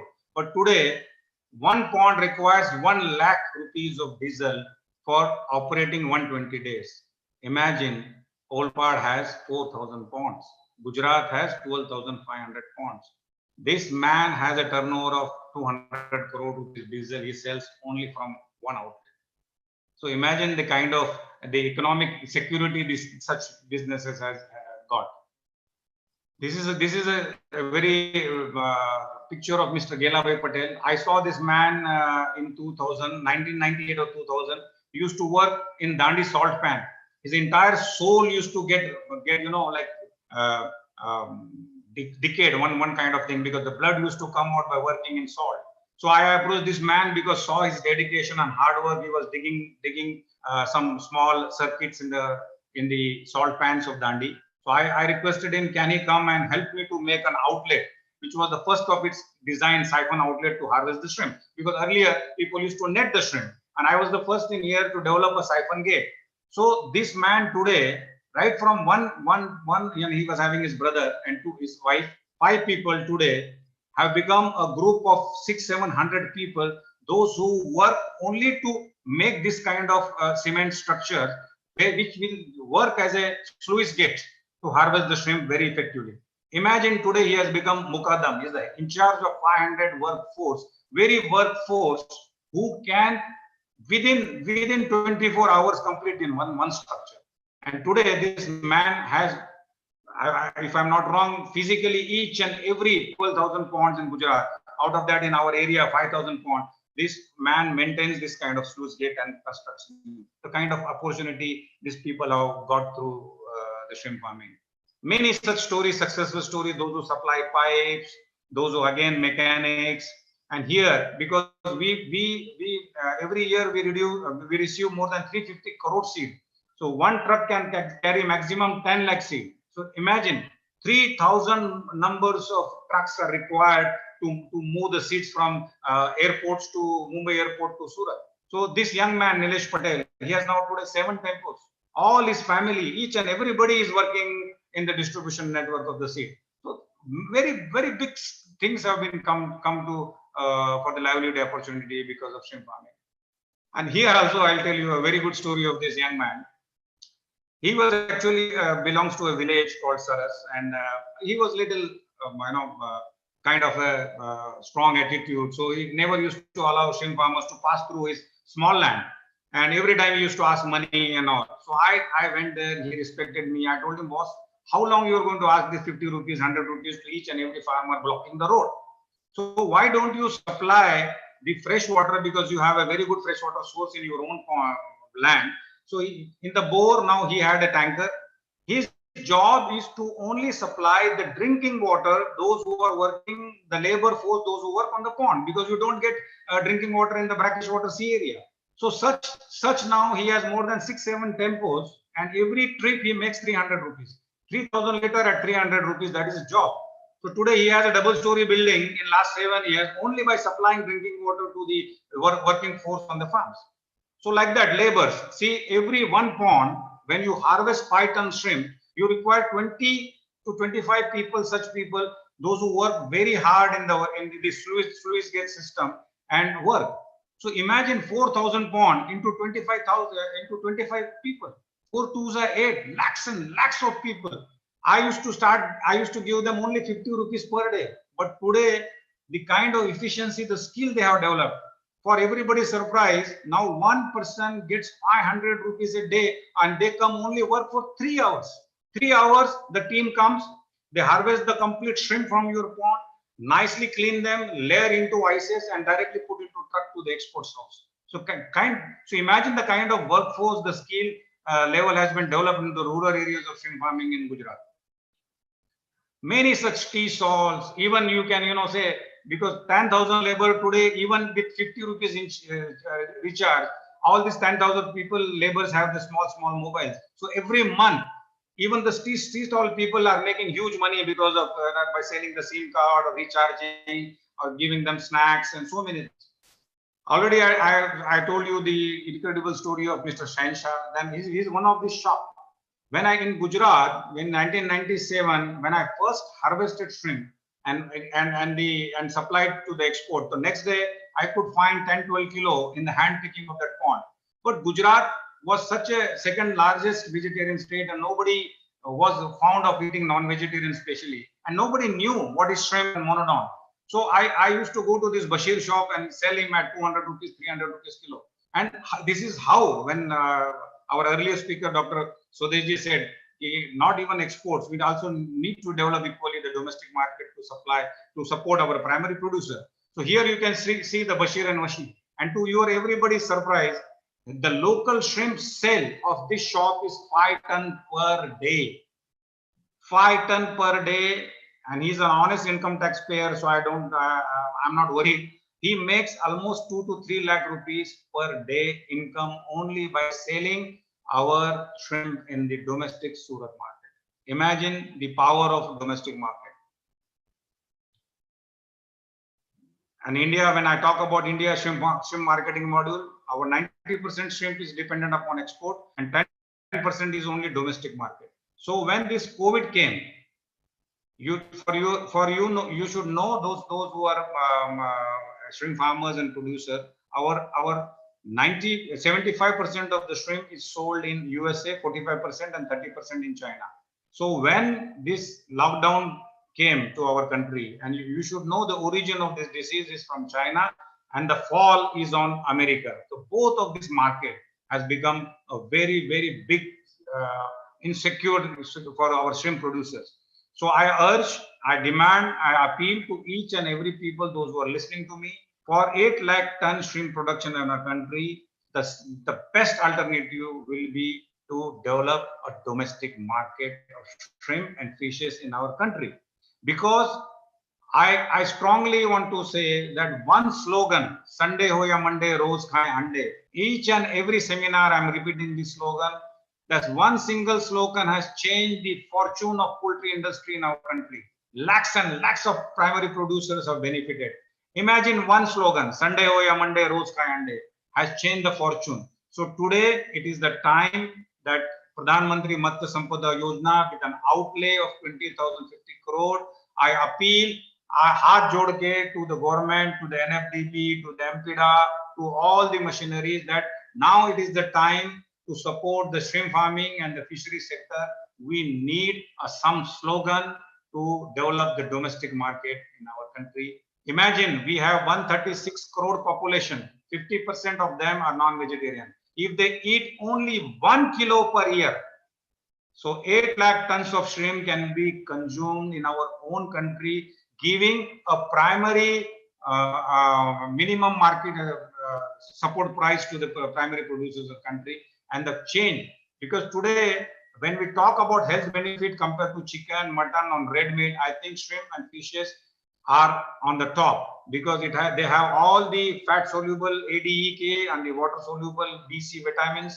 They have a very easily digestible protein and very good high density lipoproteins for the human health. Even when we talk on amid the lockdown and this COVID, the health benefit, the immunostimulant is very good.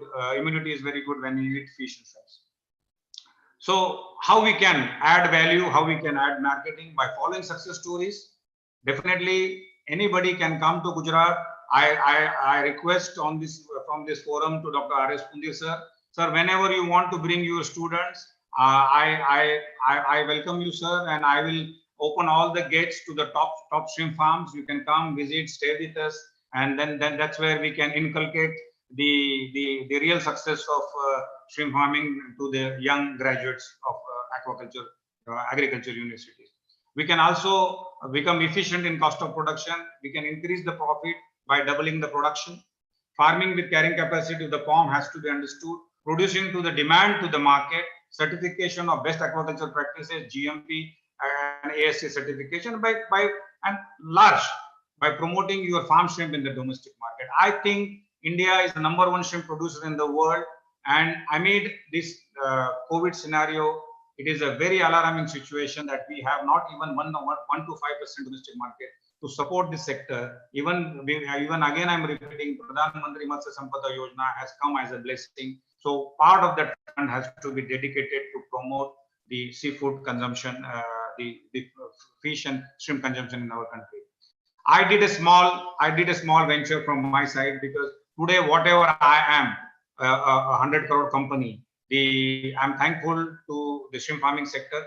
And as a Thanksgiving, though it's not a very profitable venture, especially starting with Gujarat, but I started a small restaurant with 45 dishes, farm-raised shrimp dishes called Jingalala. This is a small restaurant, a very handy model. You can see the preparations served at restaurant, but these are all pre-COVID. Now because of this lockdown, we are also facing a lot of problems, but some orders are coming for the home delivery. You can see the fantastic regional and traditional with 30% exotic cuisines we have developed. And thanks to, again, the people's choice, now there is a new norm of marketing, right from cars to everything. Now people will prefer home delivery. So because we had a platform, so we started now our farm fresh shrimps, frozen and now door delivered to all Surat people at a very, very bare minimum, at a very optimum cost. So Jingalala fresh, these are farm fresh shrimps at your door on a phone call. You just call and then the shrimps will be delivered. Now people will, Mr. Pundir, Dr. Pundir, I will tell you, I have engaged very young girls and graduates, those who are become commerce, those who are not getting enough employment, because already amid lockdown, a lot of companies have started cutting cost and reducing the staff. So I will give you an example. I have recruited 5 girls and 5 boys. I give them only 10 kilo per day to go and door delivery with a margin of 80 to 100 rupees per kilo to them. Imagine by just selling as a part-time 10 kilo into their specific area, they are making 1,000 rupees a day. 1,000 rupees a day. So imagine if we sell only 1 ton shrimp through shrimp, we can provide at least 100 people a livelihood opportunity on daily basis, and 30,000 rupees per month is not a less earning in this, considering such a recession scenario. So again, thank you so much for listening to me. And again, last but not the least, I like to repeat, aquaculture has the power to transform the rural economy by immense opportunity to produce food and profit for all. To all those young graduates, again, I'm repeating, anything is possible if you have the dedication, determination, and devotion. Like me, right from scratch, nothing from 500 rupees to Gujarat to a 2,500 crore rupees shrimp production, and I'm the head of the associations. So I all urge to the students, believe in them, believe in yourself, and even if you are a graduate, you can approach to your local collector and you can ask them, because Gujarat has a single window, very good land lease policy, because the land is allotted by collector after 5 days training by MPDA and state fisheries. Imagine you are a 4 years graduate, you are a professional degree holder in aquaculture. You can approach your respected collector and ask of your choice 5 hectares of brackish water land, 5 hectares of freshwater land, or even permission to do cage farming in your open. We have a very well defined policy. Now Pradhan Mantri Matsya Sampada Yojana is coming. So there will be a lot of schemes for the financial outlay. You can take advantage of that and become a job giver rather than a job seeker. So one Manoj Sharma can become such a successful entrepreneur. Why not you? Believe in yourself, and I think this is also one kind of a national service to our nation, because the people, they take our soldiers take the responsibility of our border security. So we are also soldiers who are going to take the responsibility of food security to our growing world. Thank you so much for listening to me. Thank you, Pundir Sahab, for giving me this wonderful opportunity to interact with the students. Thank you, each and everybody. Thank you so much. Thank you, sir. Really informative and motivational video. And you have highlighted numbers of entrepreneurs with their phone numbers. In true sense, this is called as the business ecosystem. You should know who is your ice maker, should be your the person who is giving the water to the different type of the stakeholders, who was netting, who sell the product. And in a true sense, this is the business ecosystem. Sir, Dr. Shakti, just I would like to take only 1 minute. Sure, sir. Sure, sir. Carry on. Actually, we have 2 panelists with us, and dates listening first Dr. Swadesh and thereafter Dr. Sharma, Manoj Sharma. It seems that the purpose of academic plus entrepreneurship, which we are looking towards, is a complete one, sir, today.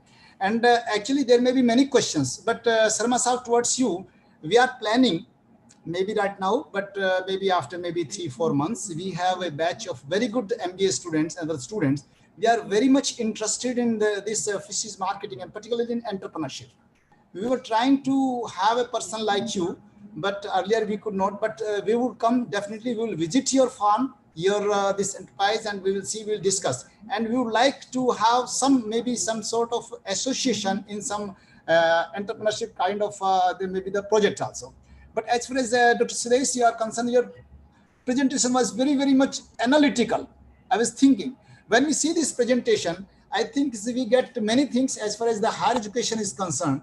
Maybe for PhD scholars, even for MBA, MSc students and MBA students to do these kind of analysis. Again, we will also be in your touch. We would like to have some projects for master students, because under NAHP projects, 2 things are there. What they are saying, Dr. Suresh, you know these all things. They say that the student should come out with some project, like either they should go towards entrepreneurship. Okay, when we talk entrepreneurship, maybe the person like Dr. Sharma is there. So to visit them, to prepare the projects, to know the policy of the government, like this Gujarat has well articulated policy. Dr. Sharma said this thing. At the same time, students don't know. Many students don't know how to do that. But for that, Dr. Sudesh, towards you, we would like to get you involved somewhere in preparing some of the projects in this broad area of marketing, trade, and entrepreneurship. To both of you, once again, thanks from our sides. A great listening to you. It's a great thing for us. Over to Dr. Shakti, sir. Thank you, sir. Thank you, sir. Both of the speakers highlighted two important things. We should look at the national market. And second is how to generate the demand for our product, because though it is a shrimp or where after post-COVID or in the COVID period when the demand is going down, then ultimately we have to create the demand. My questions are to both the speakers: how we create the demand when something has been going down? Because all numbers of audience asking about the same thing, that suppose COVID like situation will coming, and ultimately how we create the demand, sir. Anyone can pick the question, sir. Swadeshi, let's start with Swadeshi, then I'll chip in. Sure, sir. Demand can be created by inculcating the awareness of the fish as a product which is very valuable from health of viewpoints and nutritional viewpoints, and because this is mostly being consumed by the non-vegetarians, and the non-vegetarian population in our domain in national market is very high, so it may be created through creating awareness and creating some slogans like as a poultry sectors and other sectors. Right, it sir. is very nutritive, very valuable, very important from health of viewpoints and from nutritional security. Right, sir. Sir, Manoj, sir. Dr. Shakti, see, Yes. what I believe, because I have spent my 27 years in growing as a shrimp business. So Yes. what I understand, today the people have become very aware of their health status. Right, sir. So in India, see, though we have every 200 kilometers, we have a difference of skin, different of language, different of food and feeding habits. But if you see India, largely some people live for food, and somebody people eat just to survive. So Right. we love the taste. We love the taste. True, we die for the food. Right, sir. So India has a very good market. And one thing I will tell you, we have 136 crore population. So what I calculated, so if in only 20 rupees also, a poor man, if you only eat dal and rice, Right, then sir. also per day 20 rupees is required. So 136 crore into 20 rupees is almost like 3,000 crore rupees is our daily business only to survive the population, only food industry, 3,000 crore. And it has all segments, from the super richest to the poorest poor, from the 5 to 7 star to the footpath. We have each and every segment. The population of our country is the strength, and also the population of our country is our weakness. So when people are eating non-veg, chicken and mutton, so we need to come out with a fact file. How good nutritive is to eat the shrimp, how nutritive to good to eat fish. But unfortunately, Dr. Swadeshi has shown that fish is considered synonymous with bad, where something fishy. Because when people go to the fish market and they see the uncleanliness and the unorganized sector, people don't love to accept it. So when you develop that kind of an awareness, this organized markets, and also the nutritional fact, and to also make them understand what is fresh versus frozen. So I'm very sorry to say, some people will not agree to me, but today whatever we called is the fresh market, because I think Panigiri, Shakti, you yourself are a fish eater. Right, sir. So when you go to a fresh market, 90% of the fish which are stored in the fresh market is already stale. True, sir. It's already 10, 12, maybe 2 days old. So right, sir. People have to understand the frozen is the new fresh. That is my new slogan. Because when you harvest the shrimp from the pond, within 2 hours, pre-rigor, not even the rigor mortis come. Rigor mortis is the theory where the spoilage of the flesh takes place. So when you freeze the shrimp with a proper chill killing, hygienical condition, and then put into a minus 45-degree freezer. And that Right. shrimp, that fish, that seafood can be very safe and very fresh next 24 months. Right, So sir. that awareness has to be given to the end consumer. What is good? And today, Facebook, Instagram, social media, LinkedIn, it's a click of a button. Boss, you make one nutritional fact and broadcast. I think within 2,500 rupees per subscription, it can reach to lakhs and lakhs of people. Right, sir. And this is the best way, I think, rather than bombasting into the wrong side, telling them the real nutritive facts and making the end consumer the realistic and bring them the awareness and close to the reality. I think it is a very achievable target. I think very soon True, sir. we can, even if you see, this is a very health point. I'll take 30 seconds more.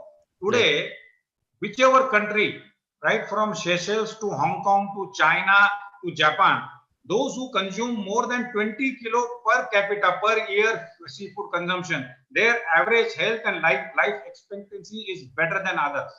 Today, India, from the richest to the poor, our daily feeding habit is 75-80%. We eat only more carbohydrate and fat. Right, our sir. protein, Right. our protein intake is very less. Very low. So that's where even when I'm talking to you, national average and even Gujarat, 45 to 47% people are malnutrited, suffering from protein deficiency syndrome. So all this health benefit and real change has to bring to the end consumer. And I am very sure the young generation, because India has 70-80% population under 40, and they are all like millennial generation. I think seafood consumption is going to go nothing anywhere. It is going to go increase in next few years. That's my guarantee. That's my confidence. Definitely, sir. On the single note, I can conclude that an era of agribusiness and entrepreneurship is just coming, and hopefully that impact will be observed in the aquaculture sector. And if aquaculture sector will be boom up, then automatically will target to the food security and the nutritional security of our nations, because our nations is one thing, Shakti. One thing I just want to put a last note. Right, sir. 25 years when I came to Gujarat, right, sir, with the stigma of being such a top vegetarian state in this country, today 2,500 crore industry can be established and providing livelihood opportunity to lakhs of people. In today, when the shrimp farming was developing in our Gujarat state, our honorable Prime Minister was that time the state chief minister. He has witnessed the power of Blue Revolution. And today I am very proud that two Gujarati leaders, one is Home Minister, one is the Prime Minister, both have given the one of the biggest stimulus of Pradhan Mantri Matsya Sampada Yojana. Right, sir. What else can be expected? This is the power of aquaculture, which has even tempted and promoted our national government to because this is the biggest employment generator. Thank you, sir. Today, our country, our biggest population need food and employment and livelihood. I think aquaculture has that power to fulfill the objectives of Pradhan Mantri Matsya Sampada Yojana. And one Manoj Sharma can do it, anybody can do it. Right, sir. Just we are at the end of our completion sections, because 1 p.m. it will be over, and we have numbers of questions. We have interrupted due to the technological problems. 5 minutes we are getting the problems. Some interruptions are there. I have, sir, communicated all the questions to your mail or the WhatsApp. Hopefully some new thoughts will come, and ultimately I will communicate to the other participants.